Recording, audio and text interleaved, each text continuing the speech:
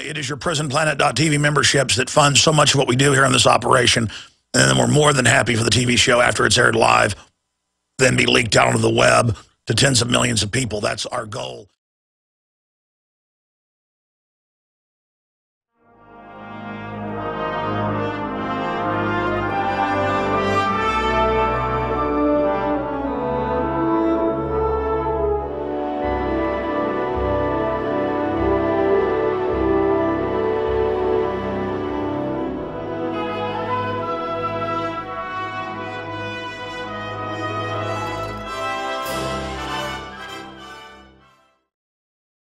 Strap yourselves in, my friends, because we are going into the rabbit hole and going all the way to the bottom today.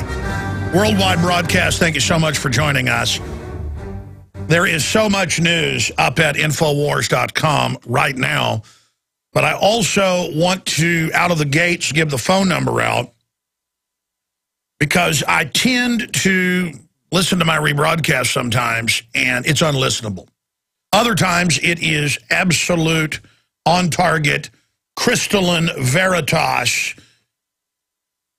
But a lot of the times, I am so overheated, so angry, that it's almost like a gibbering. And it's the callers and the guests that really make the show. Now, I don't go off what radio consultants tell me. I don't go off what the news says to me. I go off when I listen, when I think of the broadcast. Now, undoubtedly, the broadcast is authentic, and it's expanding, and it's very popular, which is good because we face great adversity and great threats to our liberties and basic freedoms. We don't overturn this globalist system and effect an awakening.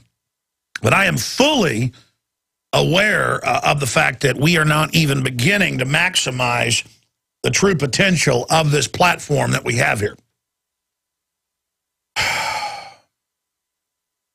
I need to find that quiet, focused place where I can really articulate what's happening. But then others say, oh, no, don't stop ranting. Don't stop blowing up. That's what we like. Well, yeah, you can't argue with success, but I don't like it. I don't like it. People think, oh, this is an act when you're blowing up. No, it's not an act. Believe me, I wish it was. And I think it has a physical effect on me as well. I mean, there's a reason I look like I'm 45 or 50 and I'm 38. And it's because I get really angry a lot and get extremely exhausted later in the day because of it. I've learned when I don't blow up a bunch or I'm not on the radio, that I feel great and I'm happy. And then when I go into a long diatribe of ranting, I'm exhausted. Now, when we have victories against tyranny, I feel great. I think it's the feeling of being suffocated or buried alive by bureaucrats and other control freaks that is having this effect on me. And I think it's having the effect on a lot of people. A lot of people just feel overwhelmed by the tyranny, so they give up, learned helplessness, and roll over. We cannot do that as a society. We can't, because we have a very virulent, nasty form of corruption on our hands, and it must be defeated. So I think the answer is stop frustrating ourselves that we can't bring them all down at one time. Focus on the victories we're having, and there are a lot of them, and learn from those victories and learn from our defeats, and just start prosecuting a war against the tyrants in the info war, discrediting them, videotaping them when they're out in public, catching them in crimes. Even if the corrupt court system won't go after them, the so-called justice system, we can destroy them in the court of public opinion. Start really going after these people. Our people, that is free humanity, people that recognize good from evil, we're everywhere. That's what they're scared of. It's why they want this big control grid in place and the surveillance system. Our people are everywhere. I want to talk about this when we come back. And it's time for us to start behaving like it and sabotaging the globalist through peaceful, lawful means everywhere we can. Now is the time. Now is the time. I mean, if you're a caddy out on a golf course and some globalist is sitting there talking about cheating on their wife, if you can get the intel, get the data, get it out, put it on YouTube, destroy them. If you catch somebody engaged in corruption that's a globalist, rat them out. And if that doesn't work, report it on the media. I mean, just whatever you can. You won't get them every time, but just hurt these people. Hurt these people. Hurt these people. We are the counter-revolution against tyranny. We are 1776. I'll boil down the big news when we come back, tell you who's coming up as guest today. It's all very important. Stay with us. Thank you for joining us. It is the second day of July 2012. We are going to be here for the next 3 hours. I am your host, Alex Jones, dedicated to exposing corruption and the global government that is establishing a kleptocratic planetary dictatorship to engage in whatever abuses of humanity they wish. I do not want to be a slave. I know most of you don't want to be slaves. So I am rising up through the technocracy, using their control grid system against them. This is a 21st century slave revolt. If you want freedom, fight for it now or be a slave. Now, I want to just give the number out right now. First-time callers, I'm going to go to your calls in 2 minutes. The number is 800-259-9231. On the healthcare debacle, what do you think's the worst part of it? That it's run by the IRS, that they'll garnish your wages, that it gives government control of the type of healthcare you get, that it's a direct tax to the banksters and their dependent servant class, that Elena Kagan helped package what Mitt Romney wrote, and then she ruled on it, totally illegal. I mean, what is the worst facet? That's a question for you. 800-259-9231, because I know people are chomping at the bit, so I want to go to calls early before I get to a bunch of the news, because then I'll probably never get to your calls if I start getting to all the news. Speaking of news, here is some of the news. But again, the number is 800-259-9231. If you go up to Infowars.com, if you go there to the site, you will notice new socialist French nanny state mandates breathalyzers in all cars. Move to install similar devices in American cars underway. Yeah, I told you 10 years ago they're going to have cameras that watch you in your car. They're already all over the outside of the cars. You pay for it. They claim it's a safety feature, and that they are going to expand on that with breathalyzers. And this is, again, just the incredible control. All over the country, local police departments are getting giant armored vehicles used in Iraq. That's another report. DHS gives UC Berkeley armored personnel carrier used in the battlefield in Iraq. Look at this report. Olympic whistleblower fears for safety reveals identity. And we are going to be talking to him just briefly with an update in about 20 minutes, and then we'll go back into your calls and news. But he's now revealed who he is. He's a famous director and TV show producer. Well, this is a big deal. And I know Tony Gosling, who first broke this on his radio show in England, is a credible guy, so that's why we went with it. And now he's basically been threatened, so he's gone public. He also worked with this director who was going by the nom de plume, Lee Hazeldine, has now released what his real name is, and that's up in the story breaking at Infowars.com. And he says that he fears for his safety. He was the guy that was able to infiltrate. He was able to infiltrate G4S security and talked about how they're saying there will be a giant event. London will be evacuated. This is a very credible guy. This is what they're telling the security guards. Doesn't mean it's going to happen. They routinely do this just to psyop the police and military, because they found by telling them it will happen, the brain actually registers it as if it's already happened. And so it creates this culture of absolute hysteria. In fact, I was reading the statistics of murders on college campuses, and statistically, they're one of the safest places in the country. But now they're getting all these SWAT teams, armored vehicles, you name it. And the excuse out in California for the wheeled tanks is somebody thought they saw a gun last year. Oh, my gosh, thought they saw a gun. Better have men with machine guns and big black tanks. That's what you ought to be afraid of in history. The founders told us that. History shows that. Let me read part of this now, and then we'll go to your calls. Olympics whistleblower fears for safety, reveals identity. I'm now afraid that I might be in physical danger. The undercover journalist who blew the whistle on G4S, the security company responsible for the 2012 Olympics, along with shocking plans for an evacuation of London, has revealed his identity after following fears for his safety. Lee Hazeldine, the whistleblower, who exposed how he had infiltrated the G4S as an employee and undercover, uncovered how security preparations for the Olympics were so poor that they were inviting a terrorist attack, has revealed himself to be Ben Fellows, an acclaimed director who has worked with Stanley Kubrick. Fellows has also appeared in numerous popular television and theater shows, produced them, you name it. So he's a famous guy in England. Just look him up. That's who came on our show. That's who whistleblew. And he had a TV show in England that exposed corruption that basically got censored and taken off the air because the government controls broadcast. They charge you a tax for your television. By the way, France charges a tax, and now it's going to be on every computer screen, including your smartphone. And, of course, here we get forced Obama announcements over the phones. They're now testing in New York and New Jersey that takes your phone over and has its own ring. The bureaucratic state knows you're starting to wake up, so they are throwing everything at us now.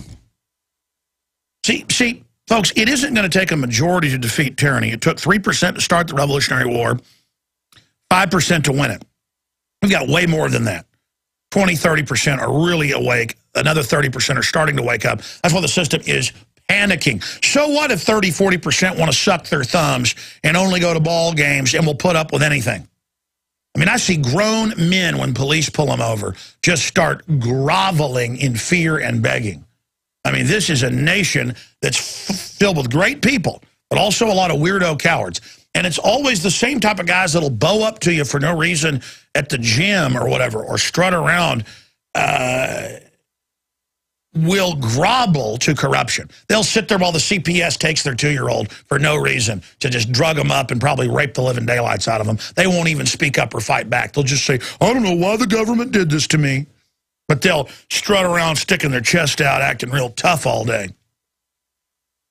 This is the type of garbage that we are dealing with and that we are facing as a society. I mean, last night I worked till 10 o'clock at night up here, and I was driving home, and I saw cop cars all over the place. It must have been some Travis County thing, because it happened out in the county. But I went down one major road, and there were police cars pulling out behind people who were doing the speed limit. I normally speed about 5-10 miles over the speed limit, sometimes more. But I was real tired and relaxed, listening to music back and forth with talk radio. I'm driving. I live out in the country, so it takes about 35 minutes to get out there. And I'm driving, and I see cars that are almost unmarked. You know what I'm talking about? Where they have, they're like dark blue, but then it says police on the side, but you can't really see it. They're black, and it says police, but it's barely a shade lighter. And 2 different times, a cop would pull out behind me, get behind me, and then speed off around me and then pull somebody else over. They pulled a Cadillac and then some little Honda over. And I watched it, and I'm like, those cars weren't speeding. Both times, they were just randomly pulling people over. Or I guess pulling up, maybe they had cameras that were license plate reading. I know they've got those on some cars. God, think about when they all have them. Oh, it's just so horrible. You know, because most police don't dislike me, but it's the tyranny of a lot of them do. Some do. I think they're going, oh, that's Alex Jones. Let me pull him over and have some fun with him. God help this country. I mean, the tools that Big Brother has and the tools we're paying for to put in, it's just hellish. It's absolutely hellish what the nanny state is doing, and breathalyzers in all the cars. You see, now for maybe $10, they can have a breathalyzer in the car, and they'll charge you a couple $100. You know, well, this is standard regulations. So federal regulations say the catalytic converter. Oh, that sounds reasonable. Oh, a low flush toilet. Oh, a curly Q light bulb, fluorescent light bulb. Oh, home inspection. Oh, can't have dust in the barn. Oh, can't have your kids do chores. Oh, can't spank. Oh, can't say no to vaccines. Oh, can't have a garden in your yard. Oh, can't have a job unless the government says. No judge, no jury. They just put you on a list and say you can have a job. That's now coming in. Oh, Google says you can't advertise guns, or they delist you now. Huge news. Google shopping censors all gun ammo accessory results. We posted the firearms blog report, and I went and checked. We've got a Google store we never used. I went and checked it. We got the notice 3 days ago, back on Friday. And confirmed it, posted it. DrudgeReport.com picked it up. It wasn't the lower right-hand corner earlier when I was looking. The point is that it's here. It's happening. Okay, I said I'd go to your calls, and of course I didn't. I'm going to come back and go to Adam, then I'm going to go to Tom and a few others. So have your point ready. We're going to try to move quick, which means sloth speed when it comes to me taking calls. And then we're going to have the film director, TV host, producer, who infiltrated the Olympic security team and says that they're massing troops secretly, but it's admitted actually, I looked up a lot of what he said. It's actually been blurbed that there is no security, basically, and that it's all a big joke. People tried to sell him drugs when he was in there, and it's just all a complete scam, and that he's been told there will be a giant event at the end of the Olympics. Now, I'm seeing all these rumors being pumped out about the Olympics, and I went and looked where they came from.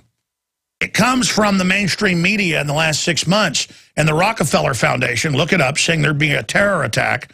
They wrote a future plan prospectus predicting a terror attack 3 years ago at this Olympics.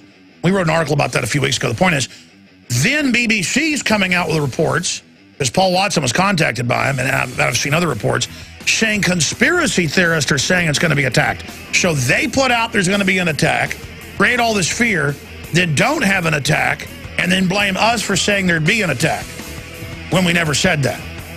Of course, the media also says there's no drones either.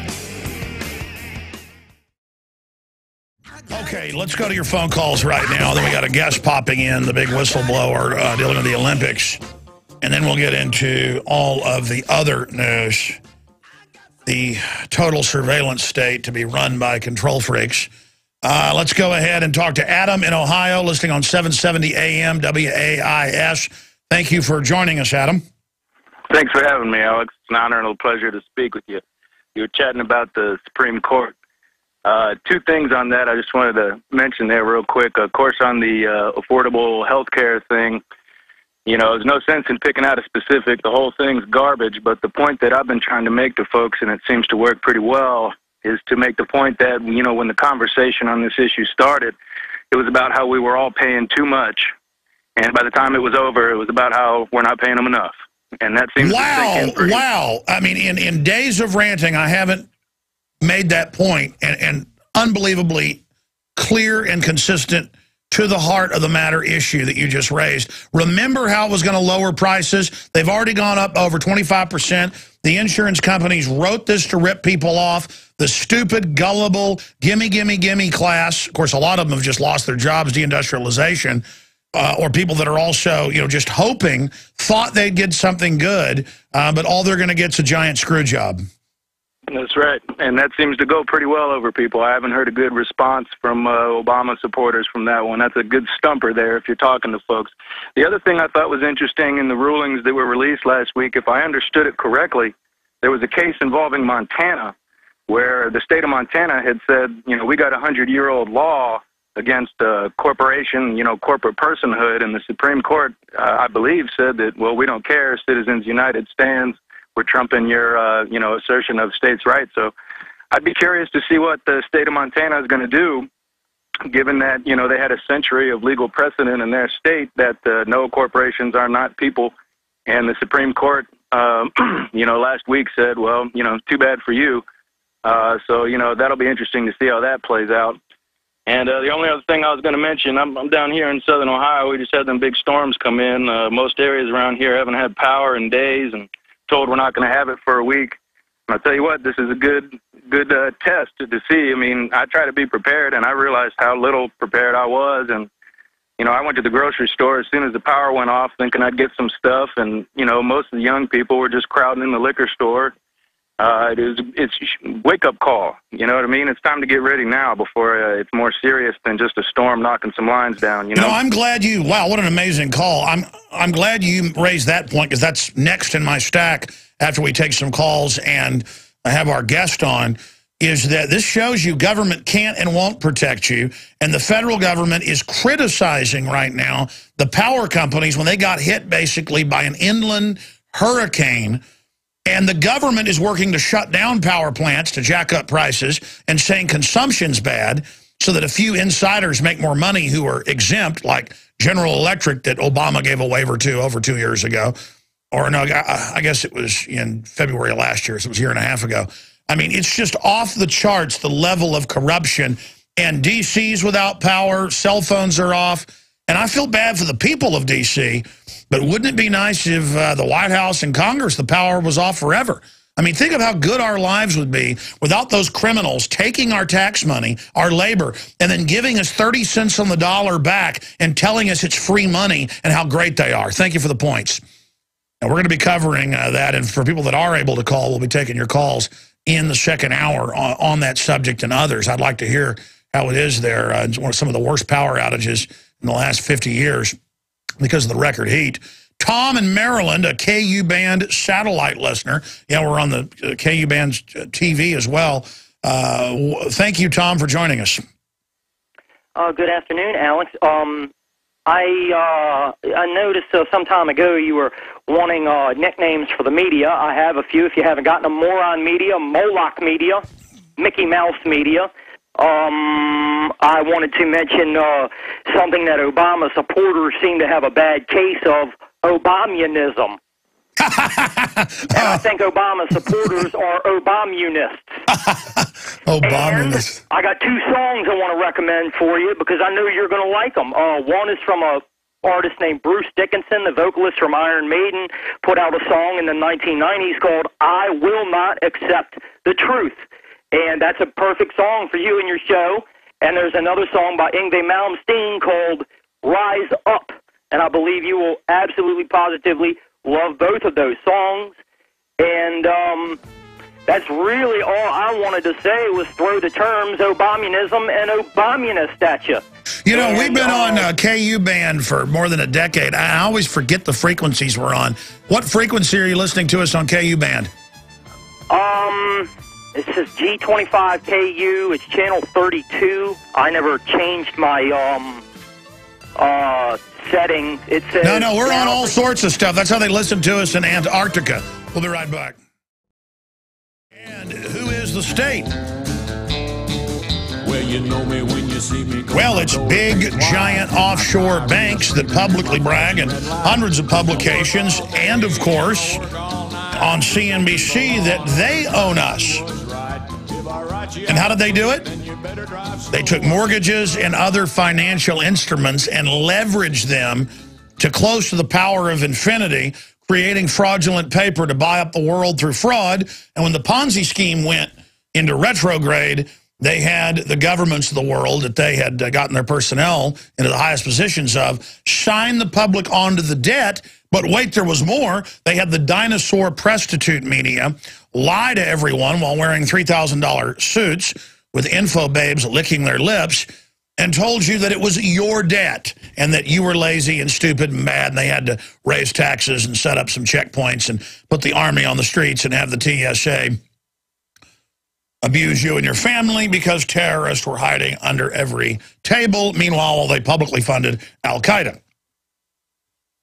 Now, shifting gears, ladies and gentlemen, last week we had an anonymous whistleblower on. But we did not just have the anonymous whistleblower on the broadcast without first doing some checking, and Tony Gosling of Bilderberg.org, he has a radio show in England and has broken a lot of big stories over the years as a journalist. He said, no, I can vouch for this guy. He's the real deal. And his story also fit into things we'd seen in other big events, G20, NATO, you name it. They're always used to attack the general public, have military on the streets, have daytime, nighttime curfews, have badges, so they can get the police and media all trained basically on hot martial law as they ease the rest of the country's outlying areas into a softer martial law. And he made some amazing allegations that I'll have him repeat here today, but he went by Lee Hazeldine, and when he was on the show, I think he said a little too much about himself. He said, yeah, I worked on this national TV show, I worked on that national TV show. Well, yes, he appeared in them, he worked on them, he produced some of them. His real name, of course, is not Lee Hazeldine, the whistleblower who exposed how he had infiltrated G4S security as an employee and undercover, how security preparations for the Olympics were so poor that they were inviting a terrorist attack, how they were massing troops in the area. He also revealed that they were saying there'd be a big event. He has now, at the end of the Olympics, that would be the biggest event in recent times. He revealed himself to be Ben Fellows, an acclaimed director who has worked with Stanley Kubrick. That actually gets me a little bit envious. It's very hard for me to get envious. Fellows has also appeared in numerous popular television and theater shows. And he's made the decision to reveal his identity after having gone under a pseudonym for the purposes of radio interviews conducted over the last week because of fears for his safety. We'll find out why he's fearing for his safety. And he will recap what's happened to him. But the article with all the bullet points and why this is so important is up at Infowars.com and PrisonPlanet.com. Right now, Olympics whistleblower fears for safety, reveals identity, and he joins us now from England. Ben, good to have you on the broadcast with us. Hi, Alex. It's really good to be back with you. Recap who you are, what you discovered, and then now what started happening to make you think that you may be in danger. Okay.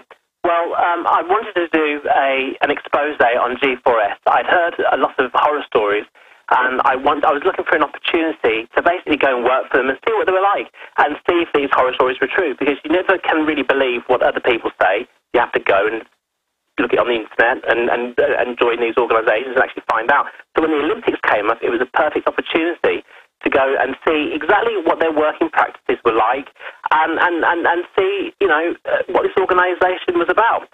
And really, I got there and it was a catalogue of disasters. The X-ray machine operators didn't know what they were looking at. They said they were going to turn off the metal detectors in peak times. I was asked to take a knife through a metal detector that didn't go off, and they said, add more metal to your body, like the keys or a mobile phone, which I did, and then it went off. So really, they're not very sensitive, and as far as I'm concerned, the key job of the metal detector is to pick up metal, and they weren't.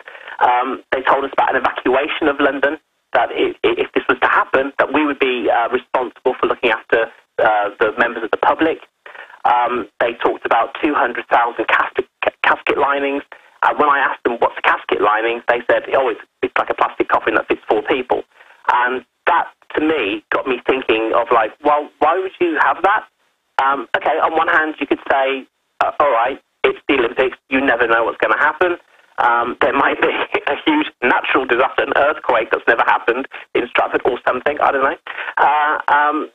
So you might need these. On the other hand, it reminded me of, preparation for false flags.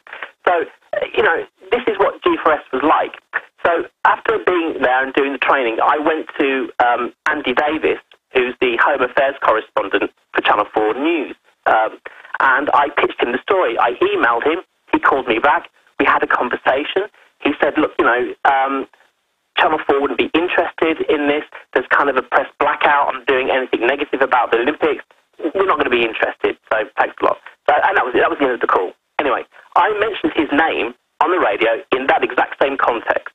Anyway, last night, Sunday night, he rang me at home on my private home number and basically pretended that he had never spoken to me, that I didn't know him, and that I was just one big liar, and this was a major lie, and, I'm in real trouble now.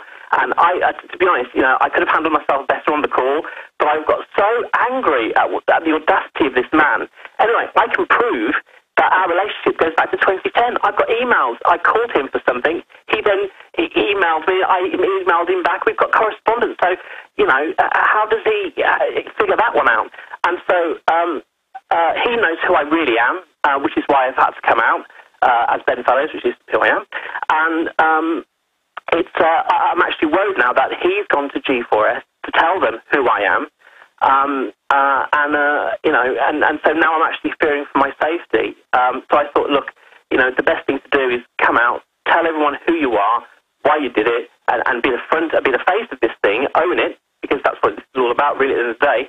I've got to leave G4S now. That's it. I'm done, because I've been burnt, really, or I don't know that I have. So it's a possibility. So in that way, you can't ever go back in because, I don't want to be on private property with G4S guys. Sure. Days after you came on Tony Gosling's show and the day after you came on our broadcast, there was a national TV report or several of them admitting, security problems and confirming some of what you were saying.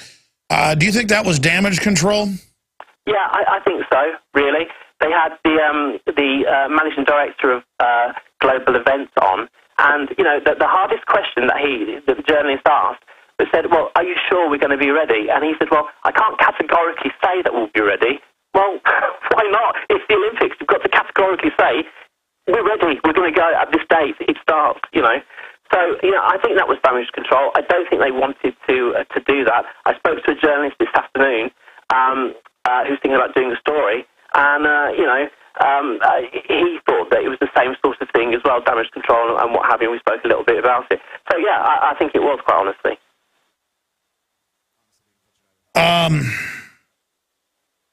We're going to have to continue to track this as it unfolds. But what were you originally doing this for? I mean, what gave you the instinct or the idea to try to, the inclination, I should say, to try to infiltrate this? Well, several things, really. I'd heard anecdotally of some horror stories with people who work for the cash delivery services and things like that, keys go missing, there's general sort of mistakes. I spoke to a mother of a soldier via someone else. I have to say it was secondhand. However, she had said that her son had been in Iraq as a private soldier with G4S, come out of a bar and killed two of his colleagues. And she was claiming, or she said, that he should never have been hired by G4S because after he worked for the British Army, he had post-traumatic stress disorder, and G4S, it was irresponsible for G4S to hire him. So I thought, okay, I'm not going to sign up and go to war with these people. I'll sign up and do something else. Now, I was interested in doing the events team and being part of that because it's ad hoc. I could be in the events team for a year. It's odd weekends, events or in the week, and then I can still do all my other things because sometimes you have to be in organisations for a year or more before you start really, getting into things. The Olympics has given me an opportunity. It's been very intense. And so I've seen G4S up close and personal as they've tried to get these 10,400, people who are basically long-term unemployed quickly through a training course. Okay, so it is literally right out of Clockwork Orange. Now, expanding on that, now that you're revealing your name, who specifically, or what was the date of them talking about some huge event is coming at the end of the Olympics? That's right. Right, okay. So I'm in this training class, and one of the trainers says that we are going to be involved in a, I don't have my notes here with me, so I'm not quoting exactly, but, a historic event in London is going to happen, and we're going to be involved. Actually, it was a defining moment in the history of London, thank you. So that was what was said. And I said, oh, what do you mean? That's like the Paralympics, right? Because after the Olympics, Paralympics. And she went, no, this is not to do with the Olympics. This is something else. But it would be a defining moment in the history of London. And she wouldn't expand anything more. She said, but, you would be involved. So I took that two ways, again, as I usually do. One version could be, well, okay, we all work for G4S afterwards and we all have permanent jobs. Fantastic, great. That's the legacy that they're going to leave Stratford, which would be a good thing, employing the long-term unemployed and all that kind of thing. The other thing was, oh, my God, what do they mean that we're going to be involved in sort of marshalling the general public, dealing with the general public? What disaster could make people leave London? Do you think that's just part of the training to see what you'd say or do, or did you see any other signs that they may be actually planning to evacuate London? Well, as far as what happened in the room, they have 800 people a day go through this school. I don't know if there's other schools doing the same thing. There may be so. They have 800 people a day go through this place. What these trainers say is just written down for them. They're doing it off a PowerPoint presentation, and all the commentary they do, it's all exactly the same. It's to the book. They've got a script and they stick to it. So what they say is what they say. I've got a contact who is an army major in the British Army who is posted at Woolwich Barracks, and he told me that there was, from January to the Olympics, there's going to be 100,000 troops coming into London through Woolwich Barracks. And the idea is they get helicoptered in by Chinook helicopter. They go into Woolwich Barracks. They have some sort of medical or something like that, which is why he knows about it. And then they all get dispatched off to wherever they're going next. It's like a gateway kind of. And you were saying it was UN, NATO, foreign troops. All right. Well, we're going to continue to watch this. We appreciate you coming on the broadcast, and hopefully down the road, are you going to be able to release any audio, any video of anything that happened inside of the United Nations PR event at the Olympics, or is this going to be basically the end of this? Well, they know who I am now. So, I'll certainly be releasing the conversation that I've had with Andy Davis. As for the training thing, not really. We have to play it by ear, I think, and see how it goes. But what I don't want to do now is sort of upset people so much that I actually get physically harmed, so that I'm actually a bit worried now. Well, yes, if what you're saying is completely accurate, or what they told you is accurate, then you are a key witness to something that is so big they may not be able to even reverse it, despite the fact it's been exposed. But we've gotten whistleblowers before other big events. I hope that the people you were talking to were misinformed, but I doubt that's the case. Thank you so much for the time. There goes Ben Fellows, whistleblower and director, TV producer out there in the United Kingdom working on that. Okay, here's what I want to do now. I want to go to your phone calls for this little part of the segment, the next segment, and then continue for a while with calls. I really want to go to a lot of calls. Those two callers we took earlier were amazingly informed and brought up really good points. Everybody wants to talk about government-run health care, where the government sets the type of care, so the insurance companies make you buy their product, but then they control what the product is, a monopoly of service. And where they then have the IRS come after you if you don't buy the private product. A new level of corruption. But, I mean, is it really? They're now taking people's houses that the banks never had the mortgage to that were paid for in cash. They're not just reselling mortgages over and over again, and then you haven't paid off your house and some bank you never knew of came and said, we're taking your home even though you're not even behind. I mean, they're taking houses where they're not even behind. I was just thinking this morning about that again because I was reading some news articles about how they're admitting that with the different mirror system and different systems they use in banking and use with the mortgages that it's totally illegal, but they don't care if the courts aren't doing anything about it. I mean, I'm digressing off into that area. It's just a wall of criminality, and we're losing all our checks and balances and protection. And it's not that I even dislike police themselves individually, because I know there's real crime and real things going on.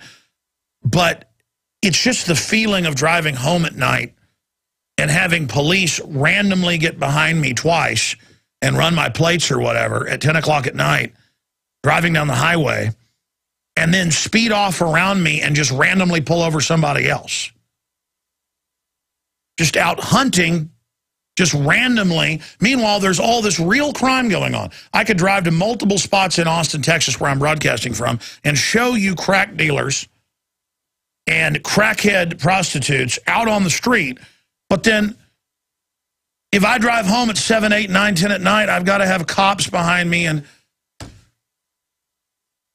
then so many police are listeners that almost every time I get pulled over, they're like, oh, hi, Alex, like the show. You can go. I got pulled over with Dave Mustaine and his wife at about midnight because I was taking him over to my house after a show. He was staying with me. I'm not name dropping. I'm just telling you a story.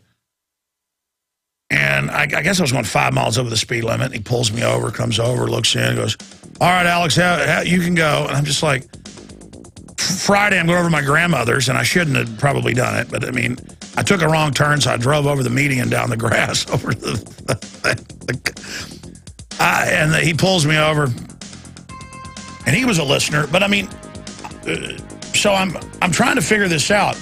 I guess it's just the job. You just shark around, getting on people's bumper, running their plates. I don't know. They did a lot of bad things. But they turned over health care completely, not just to a corrupt government, but to the banks that own the big insurance companies. And so they're calling this socialist health care, and I guess it is for some of the people that get the death care, the death panels, the chicken feed, watered-down National Health Service stuff they get in England. But for everybody else now, the IRS is your doctor. They get your medical records, everything.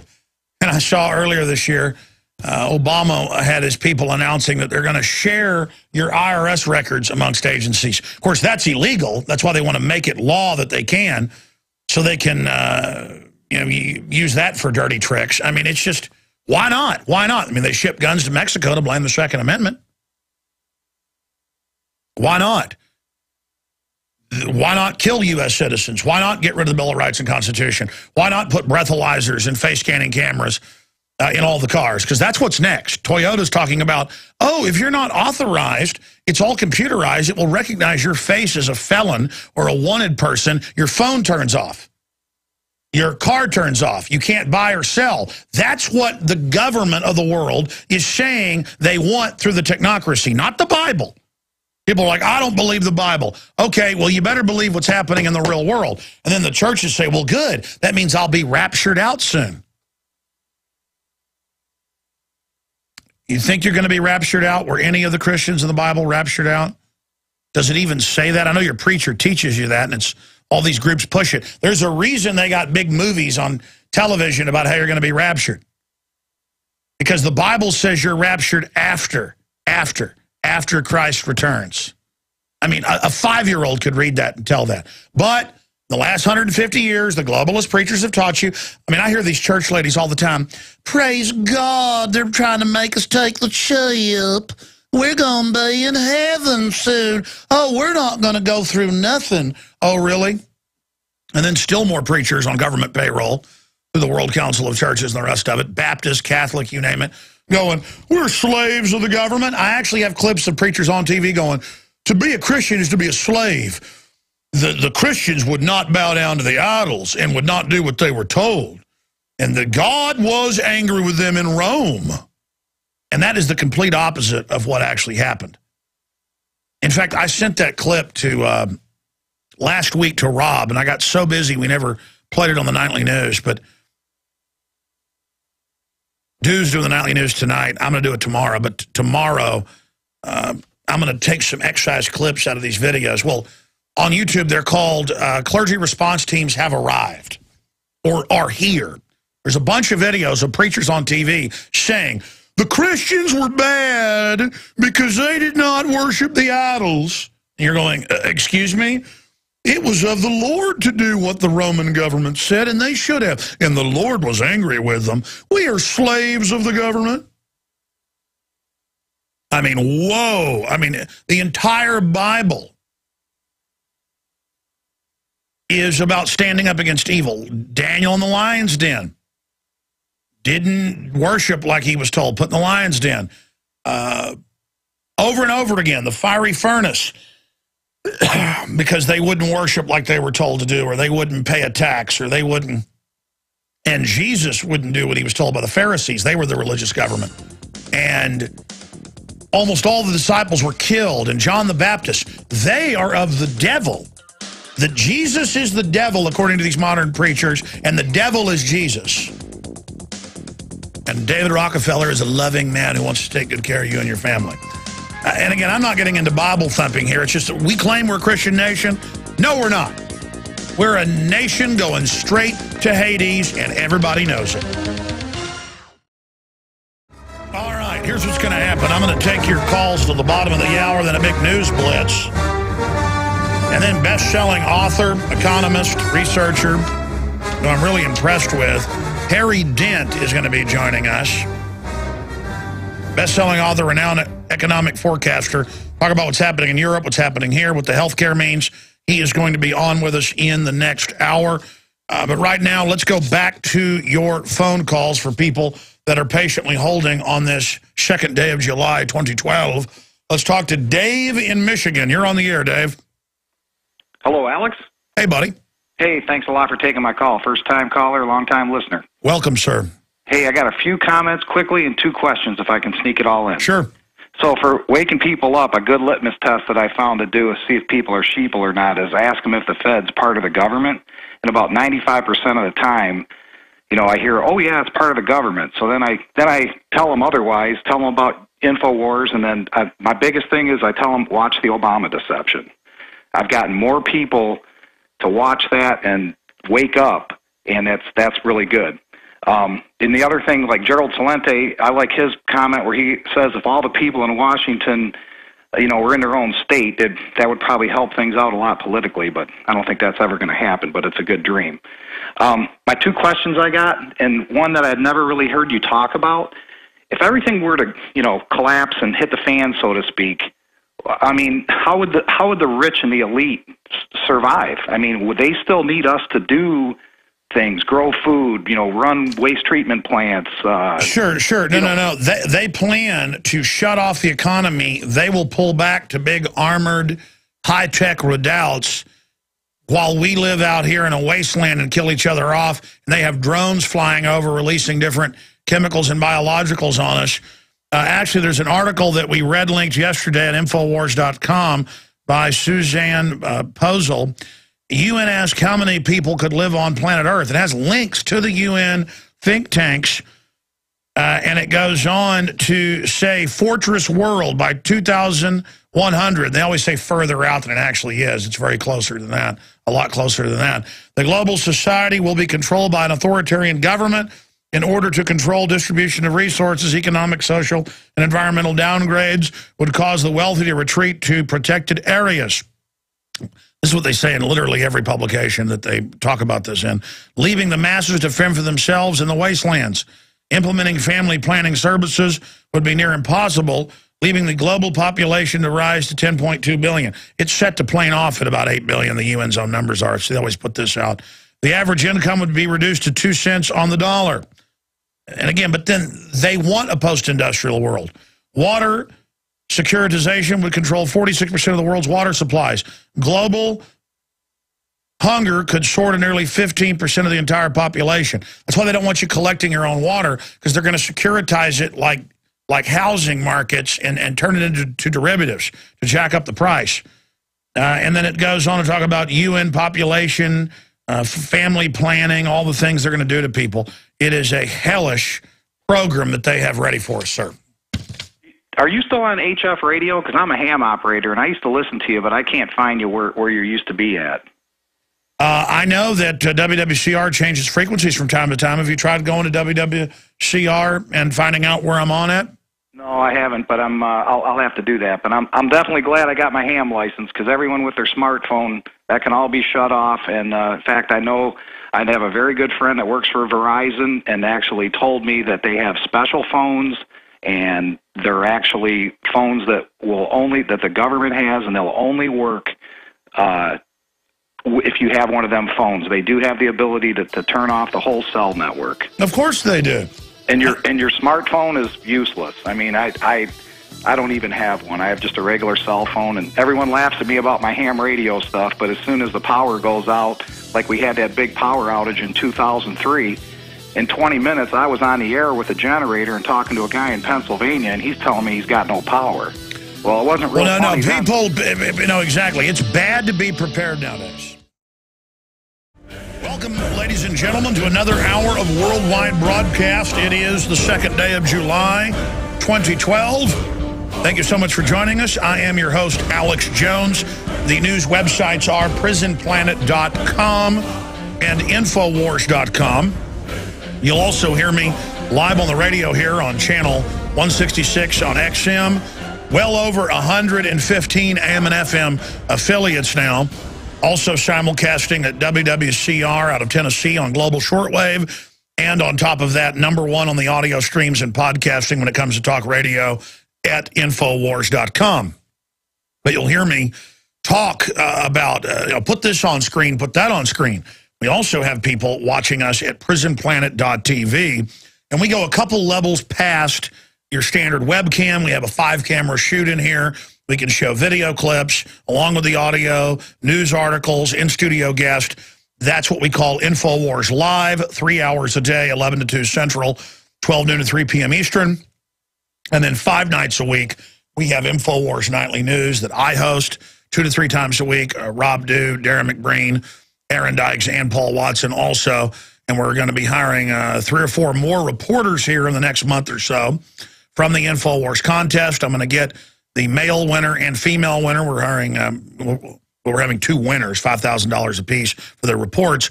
And we also produced a pool of people that we can talk to about actually working here. So we're going to have those winners on Thursday or Friday, depending on which days they can do it. So look forward to that coming up this week as we try to build this media operation to challenge the dinosaur media, the globalist media, and all of their propaganda.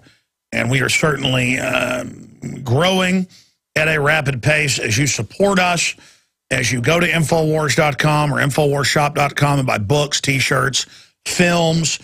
When you go to InfoWarsTeam.com for all the great vitamins and minerals that I've researched and assembled there, the best products possible at InfoWarsTeam.com. When you buy Pro Pure water filters from us and get a 10% discount with the promo code WATER at InfoWarsShop.com, that funds everything we're doing here. Because the goal isn't just sit here and have some radio advertisers and then keep the money for myself. The goal is to build an organization, to change history, to actually affect the outcome for the better, to be involved as a history's actor.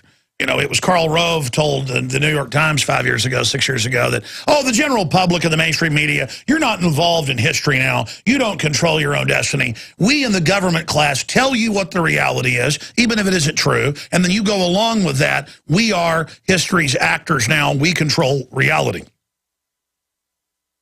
Well, yeah, I guess Jim Jones controlled reality out at his jungle compound in Guyana, and they all drank the Kool-Aid, but I'm not drinking the Kool-Aid. So you don't control my reality, and I don't like what you're doing. And you can say drones looking through our walls are constitutional, or highway checkpoints are constitutional, or face scanning cameras are constitutional, or TSA trolling in our wives' and children's pants is constitutional, and robbing our bags, and waiving background checks and hiring criminals is constitutional. You can say having open borders is constitutional. You can say this new Asia-Pacific group they're setting up that's a global union is constitutional. It's not. You can say the president coming out and saying the UN commands our military is constitutional. It's not. It's illegal and it's treason.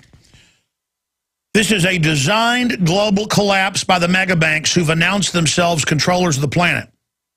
JP Morgan Chase came out in Bloomberg last week. 77% of their profit was government money. Okay? I'm tired of it. And you're not going to hear on Neocon Radio about corporate welfare. You're going to hear about welfare moms and people who are dependent. They have destroyed the economy, the society, paid to ship the jobs overseas, so that there is this mass of dependent people where they will get their police officers and their spies and their TSA and their enforcers. So we are in trouble. And the welfare class is deadly. Now, a lot of them are handicapped or they're troops that have been injured, whatever. But I'm talking about the people from childhood taught the government's going to pay for your food, it's going to pay for your lunch, it's going to do all of this, and by the way, you're going to be a SWAT team commander. I mean, or you're going to be a CPS worker. You're going to go out and take people's kids. You're going to go out and shoot people's kids up at the school without even telling the parents. That's now going on from Alabama to California. This is a lawless government that lets foreign banks come in and take people's houses. In fact, guys, we haven't played this in about a year. Can you guys look it up?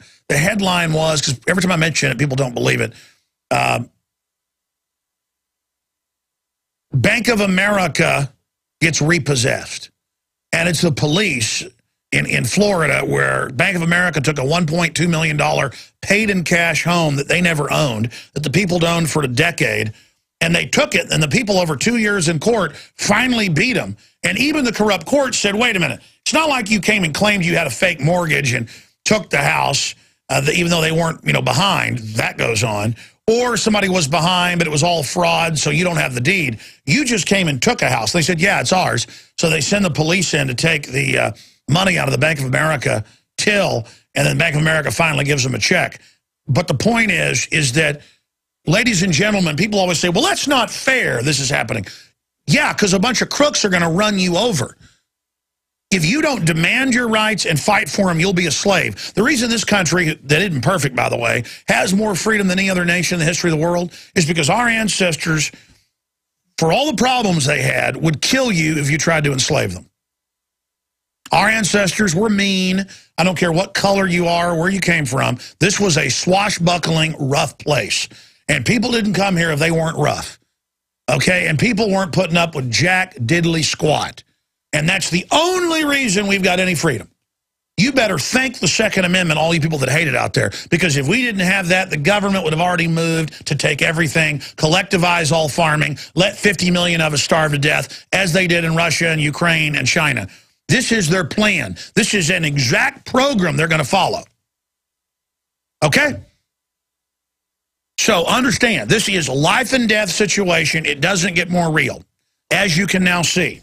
The tanks are being delivered to every local police department. The SWAT teams are being expanded. The bullets, the armored personnel carriers, the mobile checkpoint, pillboxes. The arming to the teeth against us is on. Meanwhile, they're taking people's houses all over the country if they fall behind on the income tax, mainly old people who can't pay. Oh, you went bankrupt? Oh, you lost your job? Oh, you're living in some little, two-bedroom house with 3 kids? We don't care. We're taking your home because we say 10 years ago or 5 years ago you didn't pay $500 in taxes. Now with penalties and interest, it's $35,000, $40,000. We're taking it.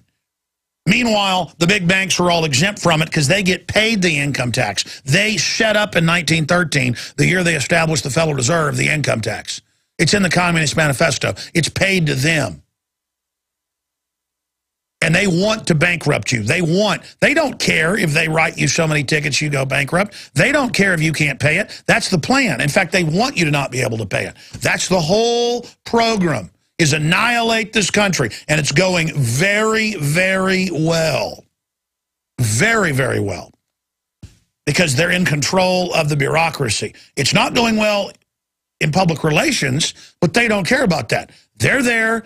They're holding us down. It's called being raped. We're being raped.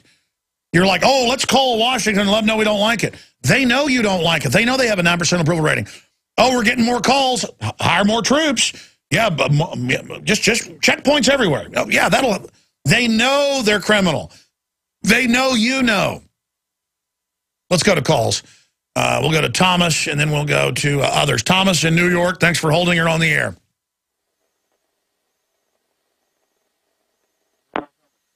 Hey, Thomas, you want to talk, or because I can hear you? Yeah. Are you talking to me? Buddy, we don't screen your calls. We just took you right on air, yeah. Oh, I didn't know. I want to talk about the whole indictment. In the Congress, they got a law, inherit the content, where the sergeant of the arms can arrest holder and jail him, and the Congress can prosecute him. Now, nobody's talking about this, especially in the Congress, especially our boy Bronner from Ohio there. Yes, that was in the Washington Times last week, and it is true. In the past, they had a jail inside the Congress, and they could have somebody arrested if they were in contempt. Just like a court, if you're in there and you start flipping the judge off or, perjuring yourself, the judge can say, bailiff, arrest that man. But Congress has become so emasculated, so castrated, that they let the United Nations march in and tell them that they have no power over war or taxes. And now they've handed over taxes to the private banks through their health care. They're going to start expanding it into all sorts of other new things you've got to pay them. So, yes, House could arrest Holder with inherent contempt power. But really, they could also go to the district attorney of the District of Columbia, but the problem is that's a Holder minion. The Justice Department has moved to shield him within the Justice Department from prosecution. So, I mean, these are terrorists. He shipped guns into Mexico, along with his boss Obama and others, to demonize the Second Amendment. This is a staged terror attack that we've exposed, and that's just the end of it. They are terrorists, and I think you should take all the vaccines, though, because they care about you. Another thing I want to say, Bronner could defund Obamacare today. If he called a session, he could defund it. That'd be one step. If they you're right. You're talking about Boner or Boehner? Boehner, whatever his name is. Yeah, well, no, the name is German. It's a nice name. It's pronounced Boner, and his whole life he even had an ad campaign saying it's Boehner, not Boner. Hey, if your name's Boner, go with it. And I'm not doing that for childlike jokes. His name is Boner. That's the name of the Speaker of the House, Boner. But you don't see Boner trying to defund it right now. He says he will, though, so put pressure on Boner. We'll be right back. Stay with us. All right, coming up in the next segment, I'm going to address the big power outages and the fact that government can't and won't protect you. They can only henpeck and criticize the utility companies. As FEMA gets very angry with the utility companies that the power is not back on. We wave our magic wand of government and say, DU is good for troops. We wave our magic wand and say, pay Al Gore money and he make weather be nicer. Let's go talk to Jim in New Mexico. Jim, you're on the air. Welcome. Hey, Alex. Thanks for taking my call. I got one comment for you, and then I have a question about the health care bill. You know, the criminals that are doing this, we all know that they can't do it alone and how compartmentalized everything is. And I will tell you that if you want to be privy to some info, you get your people to talk to some of these interstate truck drivers that are moving the goods between California and the American Southwest. You can find out a lot of information. You know, they move everything in this country, from our food to military contract goods, and that's just a bit of information for you. But my question is, I've been reading this health care bill this weekend, and maybe I am not educated enough to understand it all, but especially some of these subheadings are very vague. And I want to know what you can tell me and the listeners about these RFID chips in this health care bill. And no. It's simply saying that RFID chips in a baby's belly button when it's born, or in new pills that are coming out that have RFID in them that goes through your body, that it's going to be paid for medically. So it just basically says government. People are saying, oh my gosh, this means forced chipping. Well, no, but it leads to that because now it's saying that will be paid for. And look, that is a big part of technology. There are a lot of RFID uses, computer chip uses in the body where they're getting to where people that were blind can partially see. The technology is neutral. It's that they're always backdooring and piggybacking very draconian systems into it. And so, yes, that is in the legislation. Look, the biggest problem is Tom Daschle wrote a book and admitted death panels. And they've got technical names for them, but it is these federal boards that will decide the care you get and will cut back on the amount of procedures, tests. And everywhere they've had this, in Canada, in England, it's in the news. They don't deny that they don't give people surgeries that would save their lives and let them die. And they say stuff like, well, you've paid into taxes your whole life, but you don't get the free health care that you paid for. Again, another oxymoron, because you smoked 20 years ago. Or, you had, a sports injury, and that's elective that you played sports, so we're not going to fix your knee. I mean, this is actually happening in England. This is not my opinion. They have top doctors coming out. I mean, just last week, the headline was 130,000 old people killed. I mean, we're not talking about somebody in a coma that's under state care they unplug. I'm talking about people. See, folks don't know about how bad the evil's gotten, and I appreciate your call. They don't understand, folks, that The Wall Street Journal a decade ago had a series of articles about people who were talking but in state care and who were belted down and dehydrated to death. That's their favorite way to kill you because they say, well, we didn't give you anything to kill you, so we just let you die. And they claim legally it's okay. And it takes like 14 days generally. You start bleeding out your eyes and nose and mouth, and the membranes all shrivel up down to core organs. I mean, it is a hellish way to be killed. And that's how they like to murder people. I could open the phones up right now and have it filled with hospital workers and nursing home workers going, there's a woman in bed A7 right now. You want to go in there? And you go in there and the woman's like, yeah, oh yeah. That actually happened once. I mean, they're actually in there killing them. And they're like, oh, no, they're killing them right here at the hospital right now. The average American listening's like, oh, yeah, right. Okay, you'll find out. Caleb in Texas, you're on the air. Go ahead. Thank you for taking my call, Mr. Jones. I'm a first-time caller and a relatively new listener. I just had a quick question, kind of about the broad overview of some of the things you say.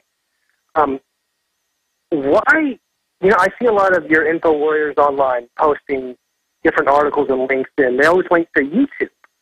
And why, if there's a new world order, why would that, controls media and the corporations and big business, why would they allow these YouTube videos when it would just be too easy to delete them? Well, there's such a problem with what you say, because you say, if there was a new world order, I'm going to put you on hold and come back to you, and then I'm going to get into the whole power outage situation.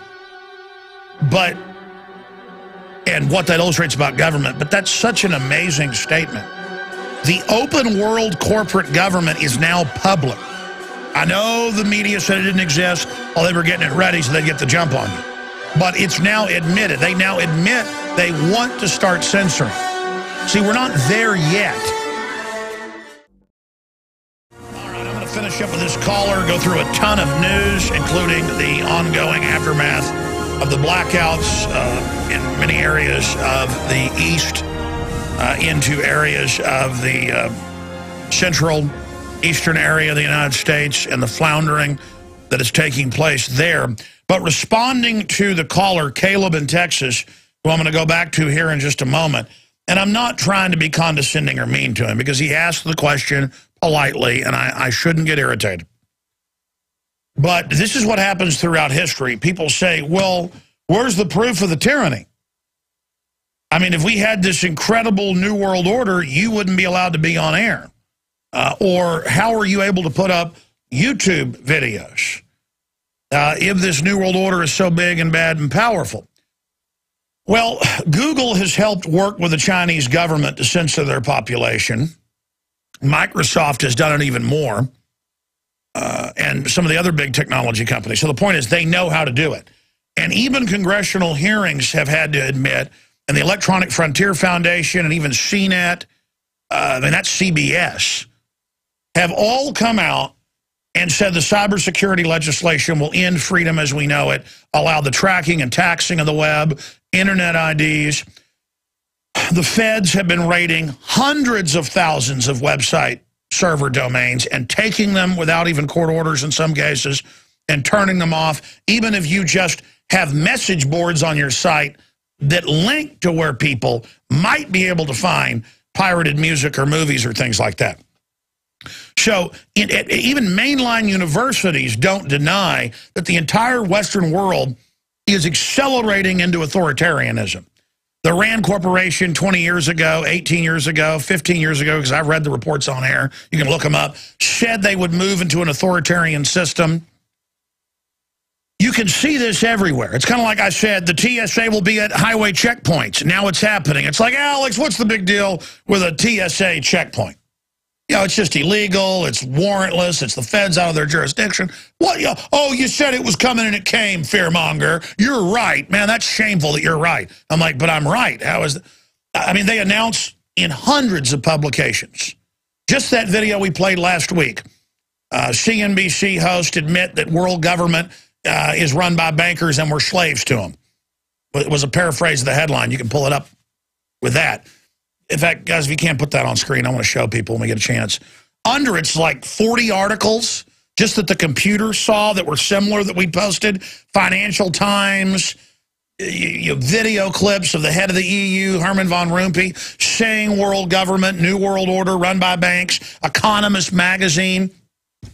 And then you call up and say, like the national media does. I mean, I had CBS News here just last week, and they said, so you believe there's a global government being formed? And I was like, I don't believe anything. It's public.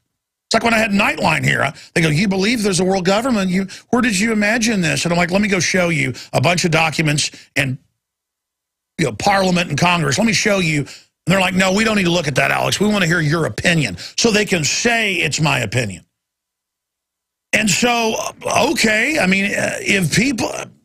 It'd be kind of like if you called in and you said, what's your proof that abortions are taking place in the U.S.? It's so well known there's been 50+ million abortions since 1973.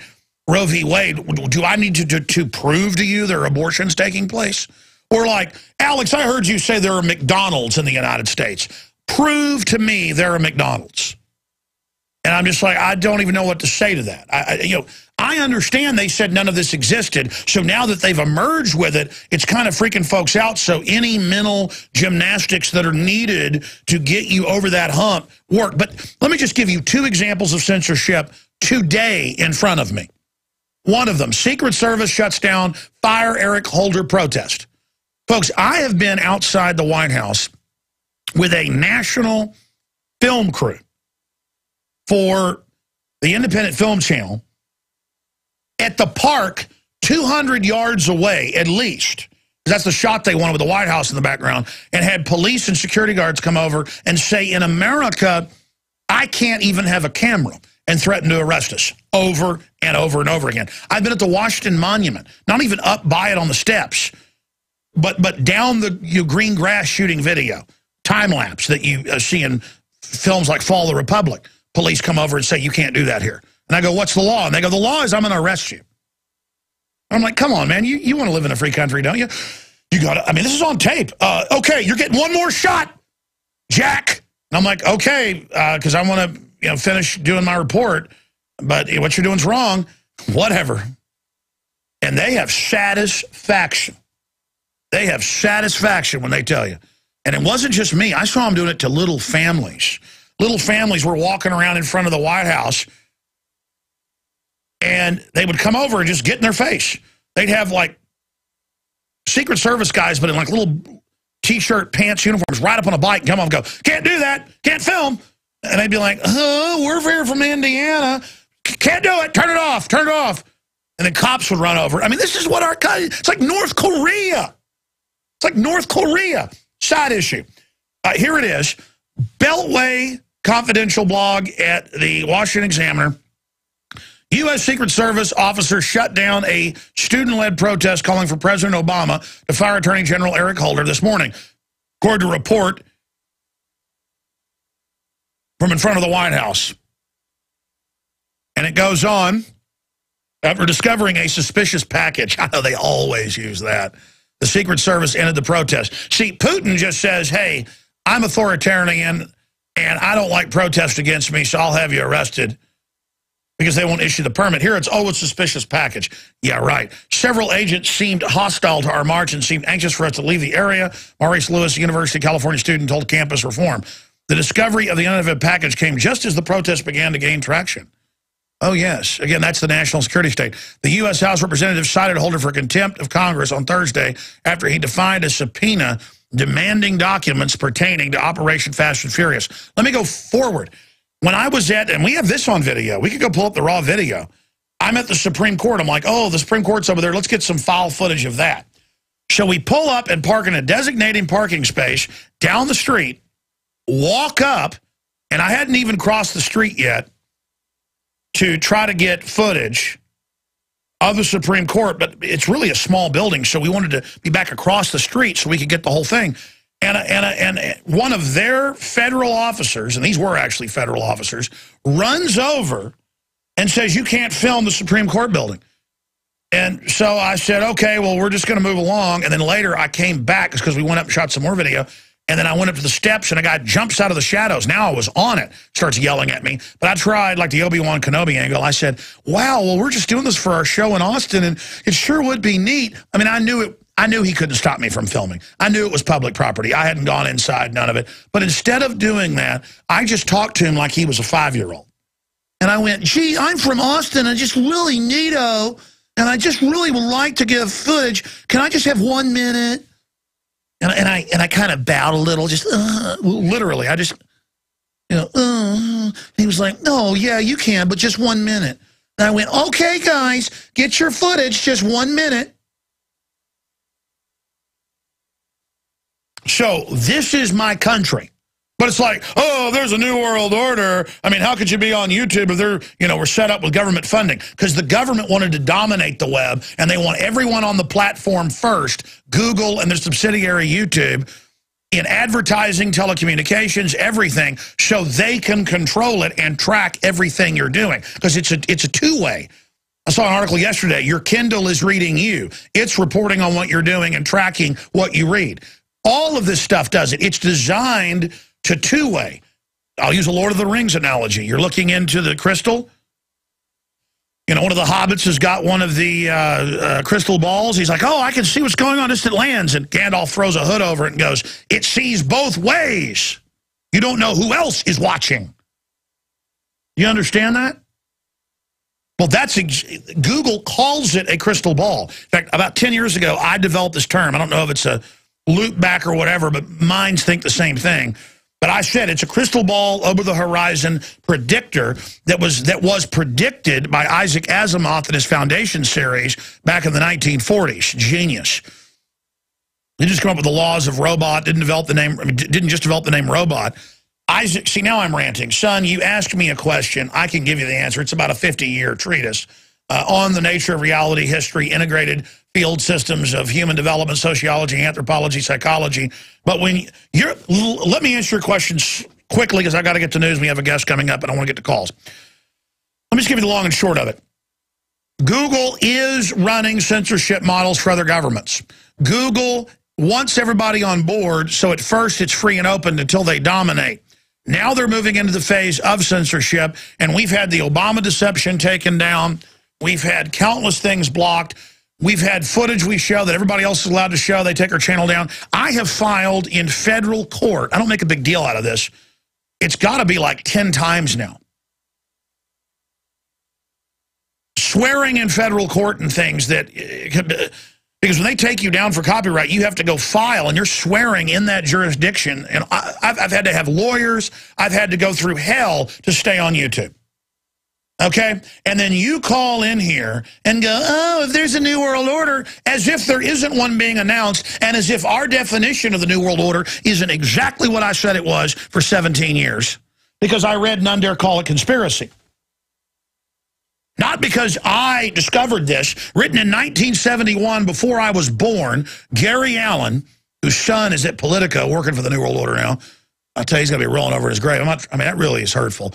Gary Allen and Larry Abraham, they write this book explaining how the mega bankers control big government to shut down their competition, and how the whole program would work, and how they would set up a global government of and for the banksters that you pay your taxes to. It's now here. They now admit it on the news. This book, by the way, is available at Infowars.com right now, or InfoWarsShop.com. But my point is that here is today, or yesterday, this is in the news, Google Shopping censors all gun, ammo, accessories results. We did Google Shopping 2 years ago with the... Oh, I just remembered, that's why I don't have an active Google account. I still have it, but posting to it was suspended 2 years ago when I had an Obama Joker poster, and Google found it to be racist that I was selling shirts talking bad about the president, and so my Google account was suspended. I forgot. And it was put in some hold function. That's why I get emails from them, but we can't use it. That's why. I forgot. It's worse than just this article. I just remembered we were kicked off Google Shop. I forgot because I was trying to operate in this monopoly, and it is a monopoly more and more, a oligopoly with other combines, but more and more an internet monopoly, bordering, it's an oligopoly, duopoly, bordering on monopoly, that I have been censored by them. Bona fide over the Joker. In fact, we even did an article about that. And here it is from Firearms Blog, breaking it all down. Google shopping censors all gun ammo accessories results. And the letter and the link and their new policy that's public saying no, but scopes, holsters, nothing. And newspapers are saying you can't sell guns in them or even advertise your gun shop. And all of this, and you call in saying if there was this authoritarian system, here's the final point, sir. They're not in full control yet, as I've said about 100 times in the last few months. They're trying to get a global government. They're trying to get a carbon tax. They're trying to get forced inoculation in.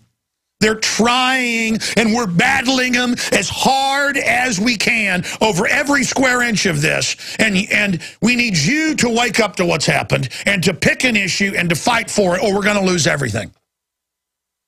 Okay? Authoritarianism is spreading worldwide. No real historians, no real anthropologists, no real sociologists, no real journalists deny that. NDAA, warrantless wiretapping. The CIA director 2 months ago saying at an In-Q-Tel, that's the group that funded and started Google, CIA consortium public meeting, that yes, they are putting tech in all the new products to spy on us, including your dishwasher. And the smart meters are spying on you and controlling your thermostat. That's being announced. And all of this, and you are asking me if they had their New World Order, why I'm on air. We're trying to stop it. The New World Order is 9 months pregnant. And Mama looks like a giant demonic piranha with hundreds of millions dead under her belt in the last century. And her baby, if it gets born, is going to kill billions. And she's squatting on us right now, about to give birth to this monstrosity. And I hope to God you'll wake up and realize that and do something about it. They don't let you protest in D.C. now. You can go get a permit if you jump through months of hoops and go get a little stage on a green field somewhere, if they feel like it. They're ordering armored personnel carriers everywhere, checkpoints, all of this. And you're asking me, it's such feeble stuff, but I remember that's programming, whether he's one of the operatives or been programmed by an operative program. That's the thing about programming. It's a repeat, is that they always say that. It's like, well, if it's such a big New World Order, the Daily Caller, as soon as I arrived at Bilderberg, runs up and says, Alex Jones, the Bilderberg Group's so powerful, why are you able to protest it? Well, the British Empire was so powerful, how were we able to defeat it? Because our forebears would walk through the snow when their shoes had worn off and with the blood trails behind them. Because we used to be men. Because people understand that we're all flesh and blood. That's why the elite want to build up this giant technocracy against us, so that they can overwhelm society. That's why they drug the water, to make us more submissive. This is serious. Okay, there is your long, detailed answer. I'm glad because I can't even get excited now until I'm challenged. That's what's going on. There's your examples of censorship. It's already begun. Is there any censorship going on? Or is that a pipe dream there? Did the caller hang up? Caleb in Texas, go ahead. I'm still here, sir. I think maybe I gave you the wrong impression. Let me just say that I was military in D.C., and I can attest firsthand to many of the things you're talking about. What I'm trying to say, I see that big ugly monster. In fact, I had the proof in my hands about 2 years ago of what's going on in St. Louis right now with the tanks. I saw the plan about 2 years ago. Well, I'm sorry. But you know what? I'm going to go to break and come back to you then. I tend to go off half-cocked just because I'm freaked out, okay? I get the phone calls where they've been listening to my phone and tell me what they were listening to. My crew has seen this happen with my wife calling up crying. So I live it, man. I've had the guys in the parking lot punching me in the nose saying, we're here to tell you shut up or you're dead. And so I know it's real. And it's so frustrating to the general public out there who doesn't. So when I think somebody's in denial, I get angry. But I apologize. I'm going to come back, give you the floor. I'm going to shut up. I'm going to try to get into the other news. I haven't done any of that. It's just all too insane. Well, we'll come back to the caller on the other side and find out about what's going on in St. Louis from his military perspective. Stay with us. Infowars.com, prisonplanet.tv. Okay, let's go ahead and go to Caleb in Texas. Okay, go ahead and make your point, sir. My point was, Mr. Jones, and I'm not here to discount anything you're saying. I don't take anybody's word just because they say. I go and I do my research, and much of what you've said is true. And I'm just trying to figure out how big this thing really is. I mean, I see the monster on the hill. It's coming towards us. I mean, I was, part of it for a little bit, and I had to, get away from it. I'm just trying to figure out how big. Is there any institution we can trust? We can't trust religion, can't trust banks. The military, that's a freaking joke. The government, don't waste your time. Is there anything we can trust? I mean, how big? Well, good people over time let bad people who want power and want to control others get into positions everywhere and create a new national spirit where worshiping tyranny and worshiping government is the new patriotism. And so all the curses that come with it are here. And it's just going to get worse. We've just got to discredit the system and point out it's illegitimate. And that our country's been occupied. I mean, the bankers get on TV and brag they've occupied us. And the yuppies are they're on too big of power trips themselves to admit they've been slaves. So they play this mind game where they decide to join the system. Well, you don't join with this. This is evil turned loose. But individuals that make up the system are all that is holding it back right now. That's why they want total mindless compliance or zero tolerance.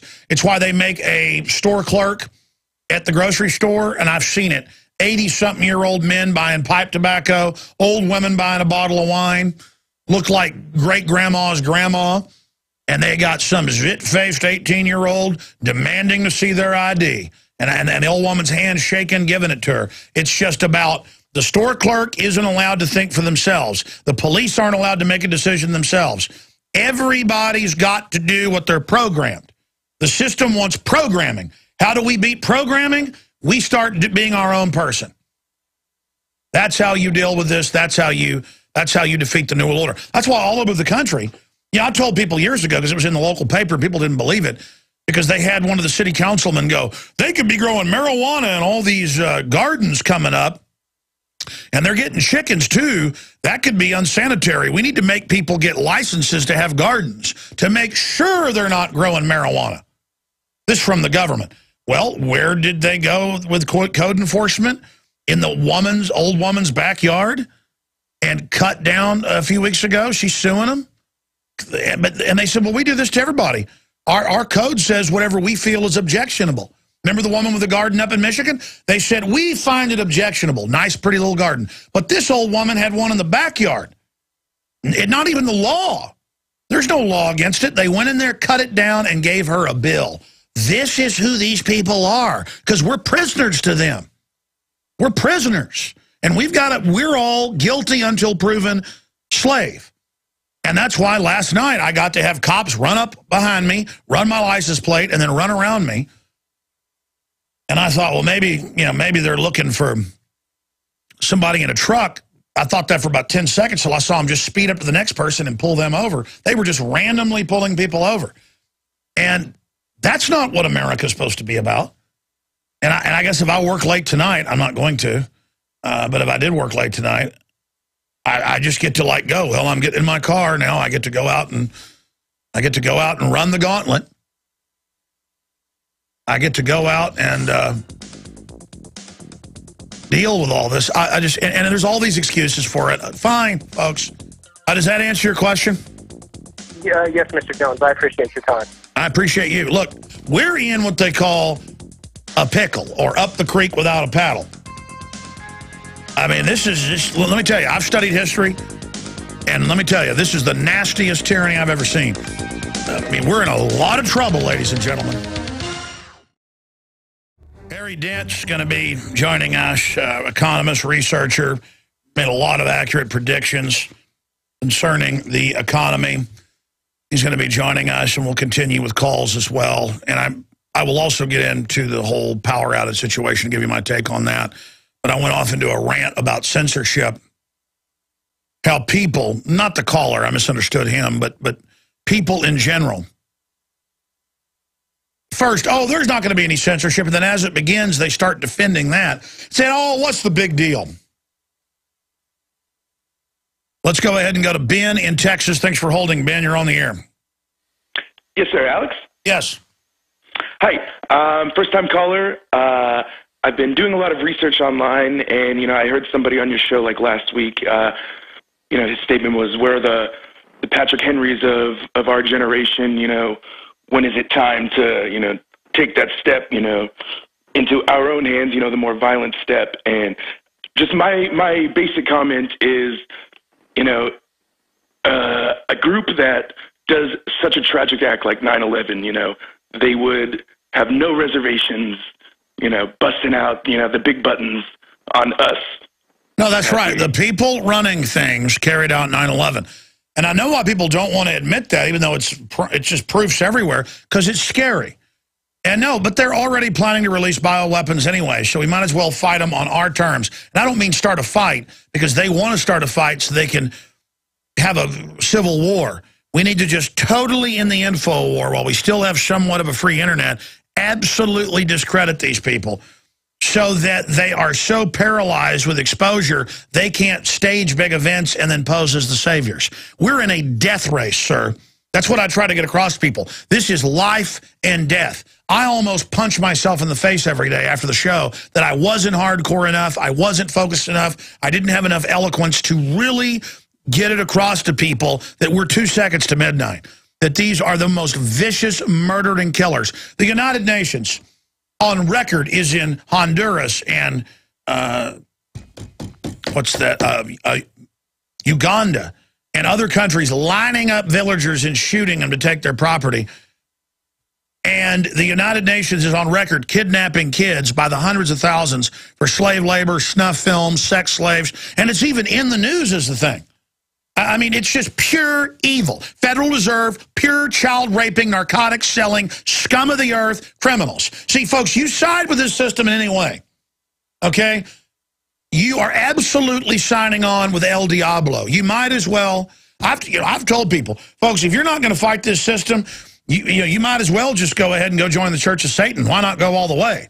Hot nor cold, I spit you out of my mouth. I mean, the only good news is all the people serving this system, if it comes into fruition, are going to be dead. And it's not going to be us that kills them. Their master is going to kill them, and I hope they enjoy it. Anything else?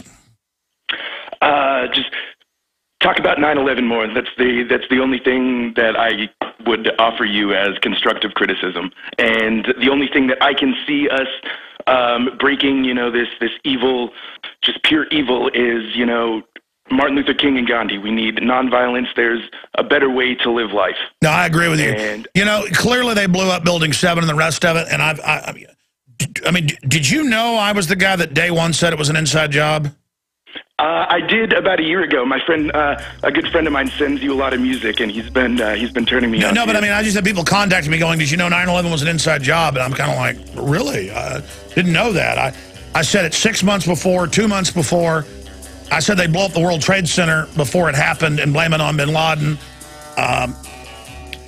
Everybody focuses on the controlled demolition. I think that's important, but I should make a new film on 9/11 because it's incredible. All right, in a moment, we're going to go to Harry S. Dent, best-selling author, economist, trends forecaster, has made a lot of very accurate predictions and breakdowns. I want to get his view on the unfolding meltdown that's taking place that CNBC says is setting up a global private government where megabanks rule us. Gee, I said that 17 years ago. We need to dredge up all of those quotes because that's what this world government is. That's what None Dare Call It Conspiracy by Gary Allen covers back in print from 1971, available at Infowars.com. We're about to go to our guest, but let me infomercial here for a moment because that's how we fund ourselves. But most importantly, I've done 2 hours of broadcast here so far and really haven't plugged much. We're going to get Matthew Stein, who's written When Technology Fails, that we cover and carry at InfoWars Shop on the next few days, and also author of When Disaster Strikes, as well as Joel Skousen, who's warned about the power grid not being able to handle big storms, much less some type of magnetic pulse or big coronal mass ejection out of the sun. All of these books deal with the fact that our industrial society is on a very precarious tightrope, and we've seen this illustrated by within hours of what they call a hurricane on land, huge storms in the Midwestern, Eastern area, right to the Eastern seaboard, right through Virginia. Power off now for a couple days. 3 million still without power. Part of D.C. dark. Actually some good in that. Maybe they won't be able to do as much mischief. Catastrophic damage to the power grids. Unscheduled leave for federal workers. Hell commute, thousands of lights have stopped. Well, maybe if the government would spend less time buying armored personnel carriers, even in small towns, and drones and all the rest of it, maybe then we could get the country going again. But again, this whole predatory monopolistic system wants a cratered society where only they have the high ground politically and militarily to consolidate control. Now, that's my view on the situation. Joining us via video Skype is the best-selling author of The Great Crash Ahead, Harry S. Dent, Jr., and he has an interesting bio. I'm not going to go over the whole thing, but he's the founder of HS Dent, an economic research firm specializing in demographic trends. His mission is helping people understand change. Using years of hands-on business experience in the late 1980s, Dent developed a new way of understanding the economy and forecasting what lies ahead based on consumers, which he outlined in his book, The Great Boom Ahead, in late 92. In that book, he stood virtually alone in accurately forecasting the unanticipated boom of the 1990s and even called for the next Great Depression to start in 08. He sure did. Dent has offered several best-selling books, including The Great Depression Ahead in 2008, and he keeps his audience informed through his monthly newsletter, the HS Dent Forecast. In his latest 2011 book, The Great Crash Ahead, he outlines why government stimulus is doomed to failure and the economic havoc that lies ahead. And he joins us. He graduated from the University of South Carolina and earned his MBA from Harvard Business School, where he was a Baker Scholar. Okay, we're going to go to him now. Thank you for holding while I was ranting about what's happened with the storms. And FEMA is angry at the power companies. They say, get it back on or you're in trouble. But I mean, FEMA is totally incompetent. Look at what happened with Katrina. Do you have any comments on the current state of things before we get into your larger worldview of what's coming? Well, you know, I mean, there's cycles in everything. There's cycles in, like, solar activity and stuff, and that's tending to affect things on the grid now. So, I mean, you know, anything you can study in cycles, and the most important thing is to understand what drives those cycles. When do they come and go? But more importantly, in the economy, we look at demographic trends, predictable things people do as they age, drive almost all the key cycles over time in our economy. So anybody can understand it, and economists really don't have a clue. Tell us about yourself, because I've read one of your books. I've read the excerpts that you did indeed make, in some cases, decades before things did unfold. How were you able to look off into the future and basically develop your system of research and forecasting? Well, you know, first, Alex, I wasn't trained as an economist. I was a business consultant coming out of Harvard Business School, working with Bain & Company, consulting to Fortune 100 companies on strategic change. How are their markets and industries changing? Where do they need to go? And I did the same thing with new ventures on the more innovative side. So I've seen the economy from a real world point of view. And out of that experience, I developed some simple tools for predicting the macro economy, not just one industry or one consumer product, but what do people do in general as they age? How do they create inflation? How do they spend money? How do they raise their families? How do they invest money? When do they retire? All these things. And when you look at that, especially with new generations, and especially a generation the size of the baby boom, which is unprecedented in size as a generation, the baby boom has driven a boom from 1983 to 2007. It's just a 46-year lag on the birth index for the peak in spending. It's that simple. And now they're going to be spending less, paying down borrowing, and buying less houses. So the government stimulus doesn't have a chance of working, and they're only racking up more debt after the greatest debt bubble in history. But I look at the United Nations and Goldman Sachs and others. They talk about a post-industrial nation and how they want to have less population.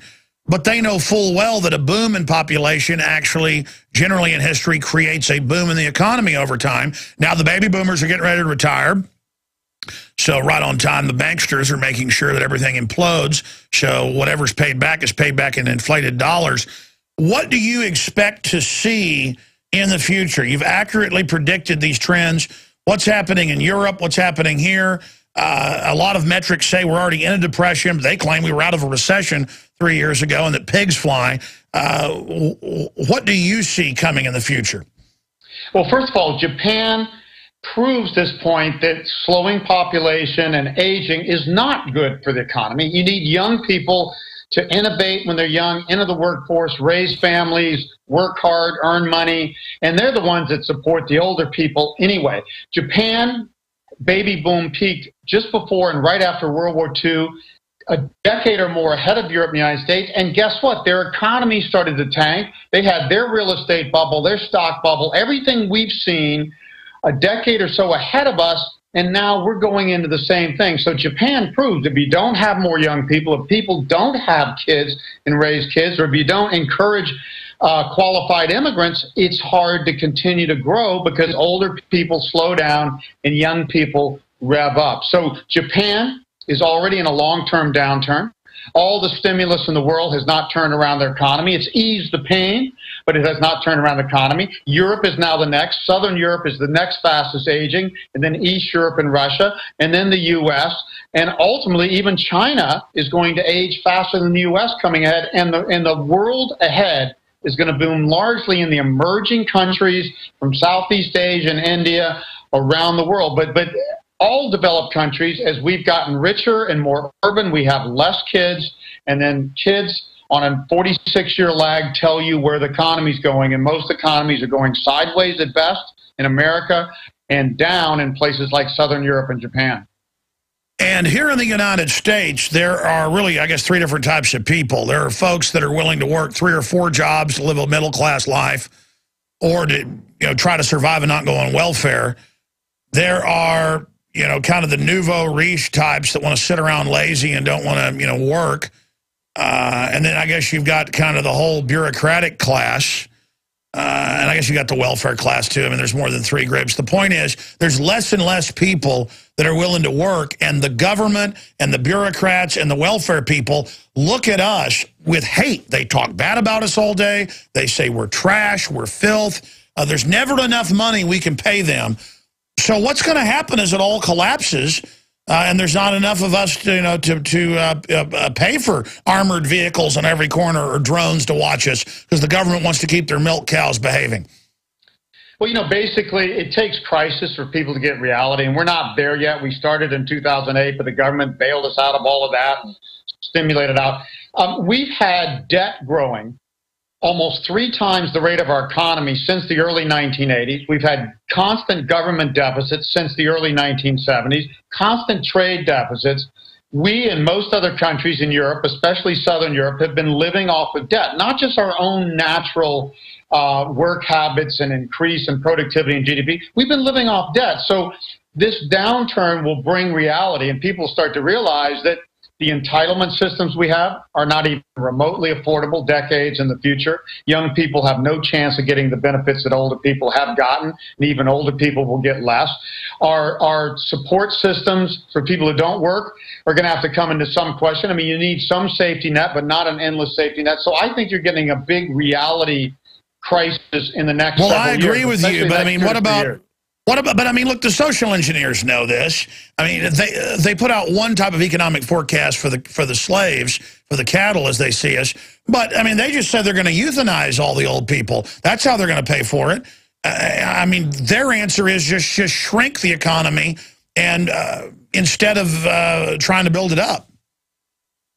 Well, I mean, one reality in healthcare is anywhere between 33 and 50% of the cost or in the last year of life. So we're going to have to come to grips with that. You can't publicly pay for that. People privately can pay to extend their lives for 6 or 12 months, but you can't pay hundreds of thousands of dollars. So healthcare needs a major, and I mean a major restructuring, but it doesn't mean euthanizing people. And the truth is we have too much debt.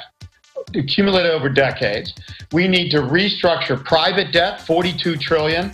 Public debt is 16 trillion and rising in the U.S. and then off the charts in parts of Europe. And then we have these unfunded entitlements for Social Security and health care that are like 66 to 82 trillion dollars by two different Harry Dent, amazing. Sustainable. I want to come back and talk to you about what will the collapse look like. We know we're in the beginnings of it now, but how bad is it going to get? The story's out from the Washington Times. Drone industry releases ethics code. Oh, yeah, all over the world, killing entire families or entire villages to kill, quote, one terrorist. So and now they're pressing Congress to allow more weaponized drones to other countries to start a drone race. And they want 30,000 armed drones here in the U.S. I mean, what a joke, taking our money, military-industrial complex feeding on us. Best-selling author Harry S. Dent joins us, author of The Great Crash Ahead, and it is certainly beginning to unfold today. Look, I see governments and their white papers and admissions getting in a very aggressive acclamation and posture towards the population, standard unified program worldwide. I see them going for more taxes, which they know shut down economies. What do you expect to happen from your very well-researched and accurate predictions? How will this collapse look? How far along are we into it? Is there any way out of it? Then we're going to go to break. I want to come back and find out what you would do individually. Go ahead. Well, there is no easy way out of it. They've been taking the easy way thus far. QE1 and QE2 and Operation Twist and Shout and all this sort of stuff. This is just short-term stimulus to avoid dealing with the massive debt and bubbles that we created. And the government did a lot to help create those bubbles. So did the private sector. Everybody did, in a sense.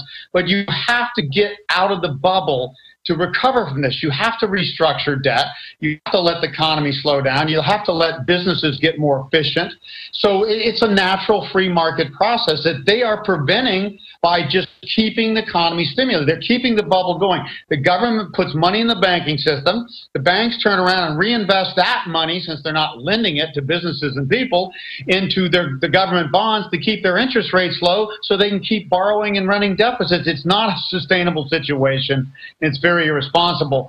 We created the first crisis in 2008 in the U.S. with our subprime lending crisis that started to blow up. Europe is now starting to blow up. Oh, they just had this big breakthrough, last Friday about, we're going to directly recapitalize banks from the ECB with free money and not put it on the governments. That won't even start to take into account until late this year, number one. And number two, the short-term debt pressures are rising. They did this out of crisis. They didn't do this out of normal agreement. They did it out of a crisis that's building. I think Europe's getting ready to blow up and start to blow up like our subprime crisis did in late 2008 in the next 2 to 4 months. So I think you're going to see another at least mini stock crash, some problems in Europe. It's going to spill off in the United States, and ultimately it hits China. So you're going to see this cascade of effects. European crisis, U.S. slows down, we have a crisis. Our big crisis is still in real estate loans and banking loans, foreclosures piled up to the moon that are going to have to hit the market sooner or later. And then China has the biggest overbuilding, top-down government strategy for overstimulating an economy ever, and they're going to bust as their exports are cratering. So I think we have a world crisis developing over the next 2.5 years, and it's going to start this summer again, and it's just going to cascade.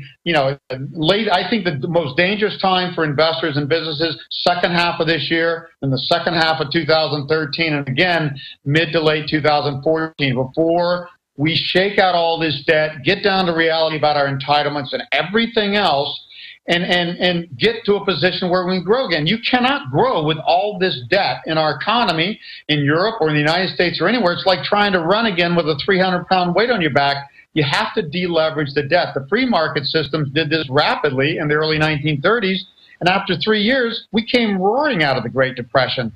Iceland already was forced to confront their debt and restructure it, and now they're booming while the rest of Europe is sinking. So it's better to let free market systems with some government assistance deal with this. Don't try to put it off. Government is just putting off the inevitable and making it worse by adding more debt to debt. You can't solve a debt crisis with more debt. It's that simple. But look, I mean, you're a smart guy. You're saying, oh, it's not going to work. Well, it's going to work giving trillions in bailout money to the bankers and wrecking the rest of the economy, so they're the last ones standing. I mean, what about all their documents? If you haven't seen them, I can send them to you, where they talk about a post-industrial world. It's Goldman Sachs, JP Morgan funding all this global government business. I mean, they plan on using this implosion as their takeover. Well, yeah, I mean, the bubble gave banks more power and all this sort of stuff. And that's why they don't want the bubble. You got the governments and the banks kind of colluding to keep this thing going. The point is, the more you stretch the system with all this stimulus, the more vulnerable it gets. And then you get a shock, like Europe blowing up or foreclosures being dumped on the U.S. market by banks because they just can't hold back any farther. Or China's unbelievable real estate bubble, the greatest in the world by far. Most people aren't aware of this.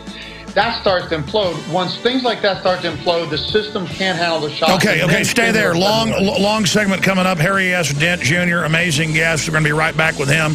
He's been very accurate in predicting what's coming up. We're going to ask him more on the other side. As our society careens towards the edge, California bill would allow child to have more than 2 parents.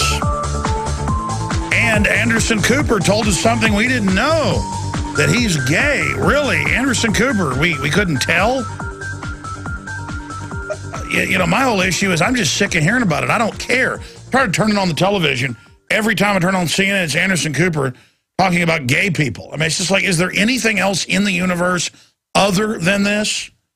I mean, there is so many amazing things happening, so many incredible things happening, and also so many bad things happening. And you tune into these TV shows and the culture, and it's so dumbed down. And I think about our ancestors. Well, not even our ancestors. A lot of these folks are still alive, like my grandmother, almost 90 years old. During the Great Depression, upwards of 85 to 89%, depending on which university study, lived in rural areas. And most of them were somewhat self-sufficient. Now, we're right at 90% urban or quasi-urban, and half of the 10% that are living in the farming areas are self-sufficient. Look at what's happened with just these big summer storms ripping through the East Coast and areas with the power out and all the rest of it. Imagine if we have a Great Depression-like event, you know, that's that bad. We already have almost 50 million people on food stamps. Those are high-tech soup lines. Imagine what it's going to be like, because I'm not nostalgic for the past, but I've looked at some of the sociology, the anthropology, the history. People were a lot more moral in the 20s and 30s, and they were more self-sufficient. So I want to ask Harry S. Dent, best-selling author of The Great Crash Ahead, and he is a very well-known trends forecaster and heads up his own organization. Best-selling author, renowned economic forecaster, Harry S. Dent Jr. has observed economic trends for decades and accurately predicted many of them. And he's on with us. I mean, you just heard my little breakdown there. I mean, and I see governments all over the world, not just here, digging in. The Chinese communists are buying huge Gatling guns on the backs of armored vehicles for their public. Same thing's happening here. I talked to police and military. I can open the phones up right now, but it's even in the news, where they're gearing up for unprecedented civil unrest. I don't see a way out of this once what are the numbers on how fast this could move? Because you were implying that it could happen in big fits and starts. It could be gradual. There could be trigger events. I mean, in your gut here, how do you see this going? How do you see this shaking out? Because I was reading a UN report yesterday where they talk about total collapse of society and a fortress world where the elites retreat behind protected areas, leaving the masses to fend for themselves in the wastelands. That is a quote out of the UN report. What do you make of that? Well, I don't study that to that degree, but I do know that every crisis in history tends to have a first phase where something goes wrong, and then people naturally go into denial. It's a human quality where something you can't take, you just deny it, and the governments are in denial now. They're trying to keep this bubble going. It's in the second stage that you get the real impacts. We won't know how bad this crisis is going to be until the stimulus in the first stage of denial ends, and I think that's going to happen between late 2012 and late 2014, maybe a little later. I think it's going to happen in the next few years, and it's certainly going to be deeper than the first crisis. There's certainly going to be more economic downturn, more banks failing, more businesses failing, higher unemployment, that sort of stuff. And there's going to be more civil unrest. I don't know how much. It depends on how it shakes out. But you do have to be expecting worse than less. There's no way that the second crisis is not going to be worse than the first, because we've basically kicked the can down the road and made it worse by adding more debt and stretching our system with all this stimulus and all these things the banks have been doing. So I think people are better to be on the safe side, say, look, I got to protect my investments. I got to be as safe as possible. I'd rather live farther from downtown areas than closer, in safer communities than not. I'd rather live more inland than on the coast. All these sort of things. It's really hard to tell. The reason it's hard to tell exactly, because we haven't had a crisis like this before. We've never seen a totally global crisis, including emerging countries and China. We've never seen governments with the stimulus tools. They didn't have this in the Great Depression. They didn't do all this QE and stuff. The first time we really did this was in Japan in the 90s, and now in US and Europe. So we've never seen a situation, to me, this stimulus is like taking more and more of a drug until you basically pass out. You don't want to come down from the bubble, so you take more of the drug, but it takes more and more of the drug and with less and less impact until you die from the drug. So I think there's a big range of how bad it can be. But I can tell you one thing, the next 2 to 3 years is very likely to be a lot worse in everything from economics and unemployment, investments, and civil unrest than we saw in 2008, 2009. And by the way, all the big government reports, UN reports, we've sourced them, read them here. They all agree with what you've just said, but then separately, the mainstream media calls it pessimism porn, attacks myself, Gerald Celente, people like you occasionally, Ron Paul, others, who say that this is unsustainable. But, then they come out separately and say, there is a global meltdown, but global government run by the mega banks is the answer. I want to play a clip from 2 weeks ago on the Kudlow report on CNBC. I'm not going to play the whole clip, but they basically say we're ruled by mega banks, global governance, but you know what? That's the way it is. So they've gone from denying all this to throwing it in our face. I want to get your take on it. Here's a clip. And then we'll come back to you. Mostly what they do is hold summits. I think that right now the question is, do we all work for central bankers? That's what I want to address to our guest tonight. Is this global governance at last? Is it one world, the central bankers in charge? Jim Iorio, you say we've got some downside here, a correction in the markets. Fine. But aren't we all just living and dying for what the central banks do? Aren't we all just counting on the fact that there's a Bernanke put and that we won't go any lower than, say, 5% down from here? Of course we are, because if we look at the economic data, there's nothing to get excited about. And they all go on and agree we're slaves of the bankers, but thank God they've got global government to save us. One guy's a little critical of the Federal Reserve. I mean, Harry, I know you've probably seen the media attack folks like myself who talk about this being an engineered crisis and predicting it more than a decade ago. But regardless of whether it's engineered or not, it is going towards global government. It is globalism that helped this become a global problem. What's your take on that overall statement?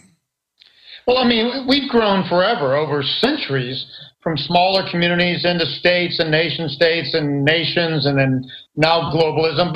But you have to go in fits and starts, and you have to learn. I mean, we had this global boom, and unfortunately, it kind of got out of control with so much cross-lending and governments and businesses and banks around the world and so much interdependence that now we're very vulnerable simply because it was overdone. There's nobody to regulate foreign commerce in the way we do domestic. I mean, you do need to have some restrictions on how much debt can be created and what people and businesses can do, or things get out of control and then you have big bursts. We've had these depressions and debt bubbles and asset bubbles throughout history, and they never end well. Whenever an economy grows a lot faster, debt grows a lot faster than the economy, you're stressing yourself beyond your means, and you're going to have a correction and get back into balance. That is human nature, whether any part of the world. This has happened over and over again. So we've just done this globally now, and we actually need to have a global slowdown. We need to restructure a lot of things, and we're going to need to have some better global agreements. You can't get away from the fact that we're in a global world, but you can't have some bureaucratic giant thing that tries to control this. These banks and central banks have tried to keep this thing going since the early 70s when the economy started to melt down after the last generation. And they've been picking winners and losers, which is inherent monopolistic garbage. And I agree with the statement you just made, and correct me if I'm wrong, because I'm interpreting what you said here, but there is this global combine, but they got so greedy with their derivatives and things and selling, package mortgages 10 times over that now they're endangering their own system. I think this global corporatist takeover, that in their zest to fund it all, they've probably destroyed themselves, because I don't think the world's going to go along with the very bankers that engineered so much of where we are today now posing as the saviors. What do you make of what I just said, A, and then B, what do you make of that clip I just played? Well, I mainly think once a system gets going, we had this bubble developing. Again, to me, everybody did it. Even a lot of us consumers borrowed money against our homes that were rising in value to get our kids in private school.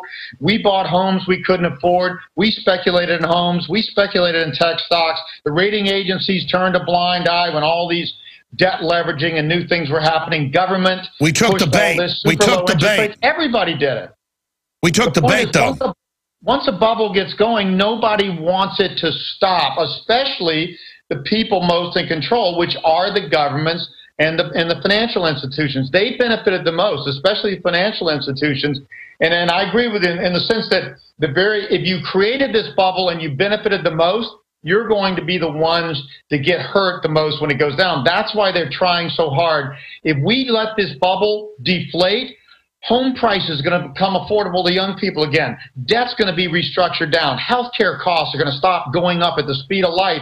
There's going to be a lot of great long-term benefits. The problem is the people who created this bubble and benefited are going to lose the most, so they're going to try to stop it from happening against the broader interests of people. That's why, to me, I'm like, bring on the crisis. We will not get clear until we get a crisis. In fact, even the European leaders, they can't agree on anything, but it's gotten so bad in Europe in the last few weeks that they're suddenly agreeing on things that they wouldn't agree on. It's not a sign of strength. It's a sign that they're falling into a deeper crisis, and they have no choice but to get real and do the right thing. We need to get real here. We are way out of kilter on all types of stuff, and we're not going to be able to grow again until we restructure our entire systems and get rid of all this debt and start again anew. And this happens once in a lifetime. It happened in the 1930s, and we had unbelievable boom after that, especially in the United States. It's going to happen again, but we got to go. But we're not the kind of people we were in the 30s. I mean, I'm sorry, but I live in a very nice city, one of the best in the country, Austin, and myself included. People are slobs now. I mean, people are incredibly baby-like, lazy slobs. And then you've got folks that are actually working, but more and more, there's this slob class. What is going to happen to the lazy, slacker, trendy know-it-alls and people when things implode and the welfare check, they get the welfare check, but because of inflation, it won't buy anything? I mean, this is going to be hellish. Well, the Roaring 20s. You referred to that later. People were different in the Roaring 20s and 30s. No, they were different from the 30s on. Roaring 20s, people were dancing on tables. We got in this la-la land world. The 30s brought us back to reality in World War II, and then we became an industrious nation again. We call it the winter season. There's spring like the 40s, 50s, and 60s. There's summer like the 60s and 70s. There's the fall boom, bubble boom like the 80s, 90s, and 2000s. And then there's winter like the next decade or so. Brings you back down to reality. If you're lazy, you're going to have to get off your ass and do something. If systems are out of balance, or home prices are too high, or government deficits and debt are too high, it's going to be corrected. That is what the winter season does. It brings reality again. fall booms like the Roaring '20s and in the last 2 decades bring a lot of innovation and new stuff, but we can't take advantage of that until we get back into reality again. So I think you're going to see people change. I don't think you're going to see people change until you see a crisis. And I think the younger generation today actually is more conservative than the baby boomers and more grounded. If you just get this crisis and get a new system where they can do well again. Well, actually, it's funny you say that. I mean, I know you follow statistics and things, but younger generations are anti-abortion. They're more pro-Second Amendment. They're more anti-big government. That's true. It is more even like people 40 to 60 or so that's more of the trendy group. I mean, there's some young people that are in la-la land, but I agree with you. It's, what do you call the group right below the baby boomers? Well, there's the baby busters, they call them Generation X, and then that's the downward generation. Then the next growing generation is Generation Y, or the millennials. The Generation Y, the millennials, in the generation cycle over history is more like the Bob Hope generation that grew up in the Great Depression and fought World War II. They will be the opposite of their parents. They will not be like the baby boomers. Look at what the so-called hippies have done. I mean, they claim they want liberty and things. They're a bunch of tyrants. Well, again, though, I mean, they have a place, too. People don't like winter. They don't like depressions. They like booms. They don't like busts. All of these things. We have 4 seasons. The Creator didn't create these 4 seasons for no reason. We see 4 seasons in everything we study. Each season has its place.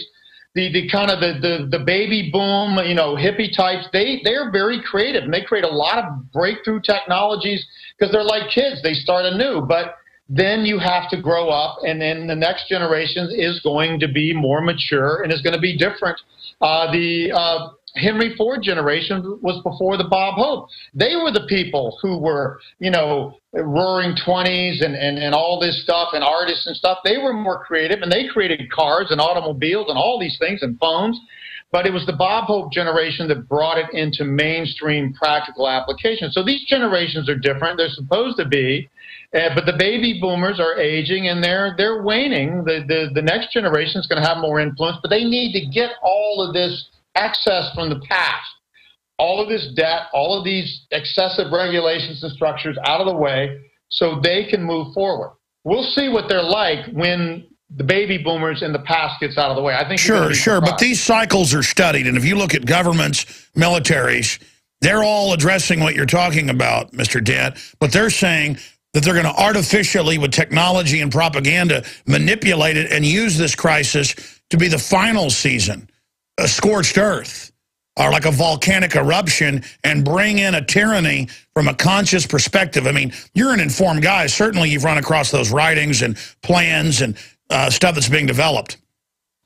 Yeah, I don't see it as a tyranny. It's natural for people in power to increase their power. That's happened through all history. But the opposite trend, and I've studied history for thousands of years, not just decades or years, the trend in history has been greater economic freedom, greater individual freedom, and more wealth being pushed down the system. You go back 200 years, you go back 1,000 years, you go back 5,000 years. No, we're living like kings compared to people. Population controlled everything. Way more tyranny in the past. Way more. No, I agree with you. We're living like kings. We have godlike technology. What we have today would have been magic 100 years ago. I agree with you. Liberty is on the march, but I'm telling you, the control freaks are going to try to block us. I want to come back, take a few quick final questions for our guest. Straight ahead, Harry S. Dent. I'm Alex Jones. We'll give you his website as well, straight ahead. Don't forget, we have launched the new social network. It's been up a month or so, and it was in beta. It had a few bugs, but now it's purring like a kitten. You want to get politically active, meet people, whether it's shooting, camping, dating, hunting, getting involved in your local area. There are now hundreds of thousands of people on the site every day. 30,000 people have created profiles. Planet Infowars, one word, planetinfowars.com. Our guest website that you can go to is HS Dent, just the initials, hsdent.com, hsdent.com. And I agree with him. The cycle is towards liberty. But I've read and shown you Bertrand Russell, globalist documents where they were 80 years ago saying this and talking about how they would construct this system to socially engineer us.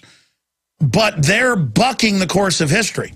And I believe they're going to fail, but it's going to be a war in the process. I want to jam in a few quick questions from callers. But, Mr. Dent, did you want to add anything to the statement you said earlier about the history? No, I agree. It is towards freedom, but there are these battles that the Internet allows greater decentralization of information. You're already seeing major dictators fall around the world. We predicted this 5 or 10 years ago. So that's the trend. But you're right. It is a battle. Let's quick questions here. Charles in Ohio, you're on the air with our guest. Go ahead. Yes, sir. Now, I don't know a whole lot about the trend setting, but, I mean, obviously, if you guys have watched the trends long enough, why haven't you guys been able to stop this economic crisis from happening? Well, I mean, like I'm going to do that? I mean, I don't understand. I mean, I bet you get that question sometimes where people say, you need to fix it, Mr. Dent. What's your comment to the caller?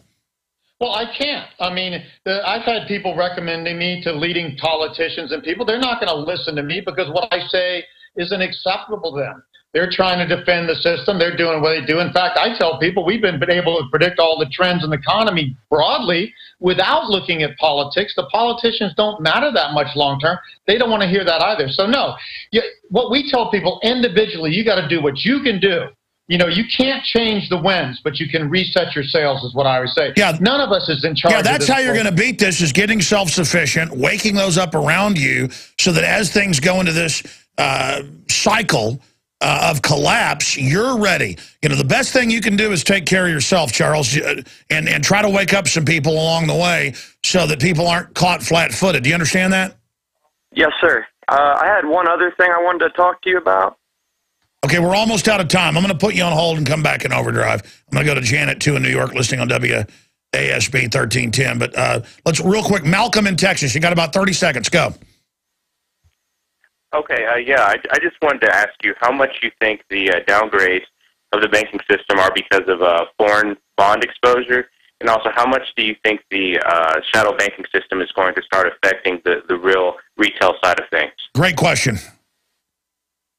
Well, I mean, you know, clearly, I mean, the shadow banking system was how we created so much more debt than in past cycles. And all countries, private and government systems, have created more debt, 2 to 3 times more debt than in any time compared to the economy and GDP than any time in history. We can't even find a debt bubble in history to compare to this. So it all happened together. It's all going to break down together. And so all these things are interdependent. And that's why nobody can really control this. They're trying to control it. But what we said in the Great Depression ahead and again in the Great Crash ahead, these governments are going to lose control of this before it's over, and they're going to break down as well. Exactly, and they're trying to sign us onto their derivatives that's impossible to pay back, and it's not our debt predominantly. Amazing, incredible. John in Illinois, I'm going to do a little bit of overdrive, so we'll see what we can get to there. Mr. Dent, very powerful interview, very informative, and thank you so much for spending time with us. Okay, sure. Thanks, Alex. All right, there he goes. The website is hsdent.com, and onward and beyond, we will continue. Stay with us. That's right, another hour of global transmission as we attempt to awaken humanity. It is the 2nd day of July, 2012. I am your host, Alex Jones. We're going right into your telephone calls right now, ahead of more news coming up in retransmission, but we're live right now. Let's talk to Janet in New York, a WASB 1310 AM. We've been on that station about 12 years. Janet, good to have you calling in today. Welcome. Thank you so very much. Amen to you, my brother. You are absolutely correct. Regrettably, we are a different group of people. And one of the questions I had for your guest is about the Obamacare. Going back to the question at the top of the hour, asking us to call in with our concerns. My concern is the tax that will be levied against some people who the government decides choose not to be able to pay or to afford for health care. They're healthy. They don't want to buy health care, so the government is going to tax them. Here's my question. How long is it going to take for people to recognize the Ponzi scheme and say, gee, if I don't have a job, not only do I not get a tax, but I get my health care for free. Well, that's a really great point, and you've hit the nail on the head. In fact, you made me just think of the one point I hadn't made that many others have made ad nauseum.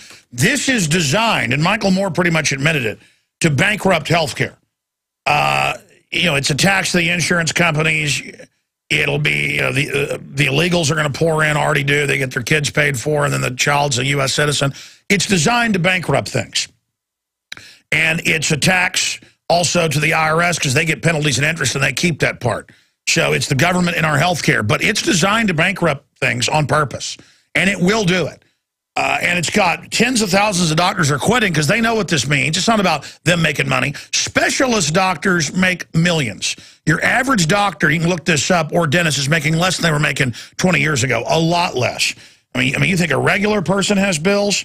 It's like $500,000 for a medical degree on average, the 8 years, and then with interest, you're talking over $1 million. I mean, I know Harvard doctors that have been, you know, doctors out of college for 20 years, and they've just now paid off their loans and all the rest of it, 20 years later.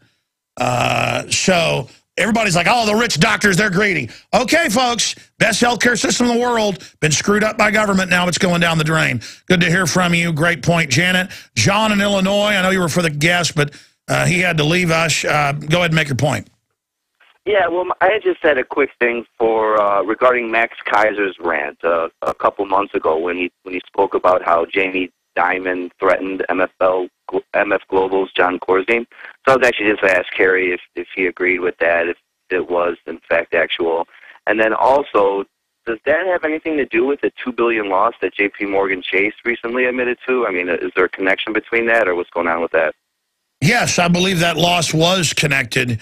And, of course, we knew it was J.P. Morgan got the $2 billion over to London and then denied it. But it was already in the news. It was already in Bloomberg and in Forbes that they got the $2 billion.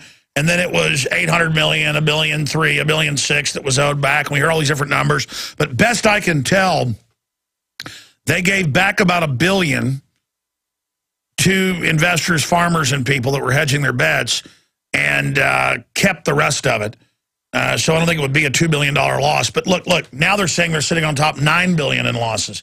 Folks, the derivatives overhang in the Washington Post 2 years ago, which the only reason I'm quoting Washington Post is it fits into other economists we've had on. It's what Tarpley says. He said that a year before they said it. That's pretty smart. $644 trillion is what the U.S. owes in the global derivatives market. That's the crud our criminal banks created. It's over 1.5 quadrillion, 1,500 trillion worldwide. So we've got a little less than half of that. So can you imagine how big that is, how bad that is, how impossible that is to pay back? I mean, it's a fraud. They're just using our sign onto that debt as a way to get us more and more indebted to them. So when they bankrupt everything and write off their debt, we'll be little guys and can't get out from under the debt they've gotten us into. You understand? They're exempt, we're not. That's the fraud. Arrest them. Arrest them. Arrest them.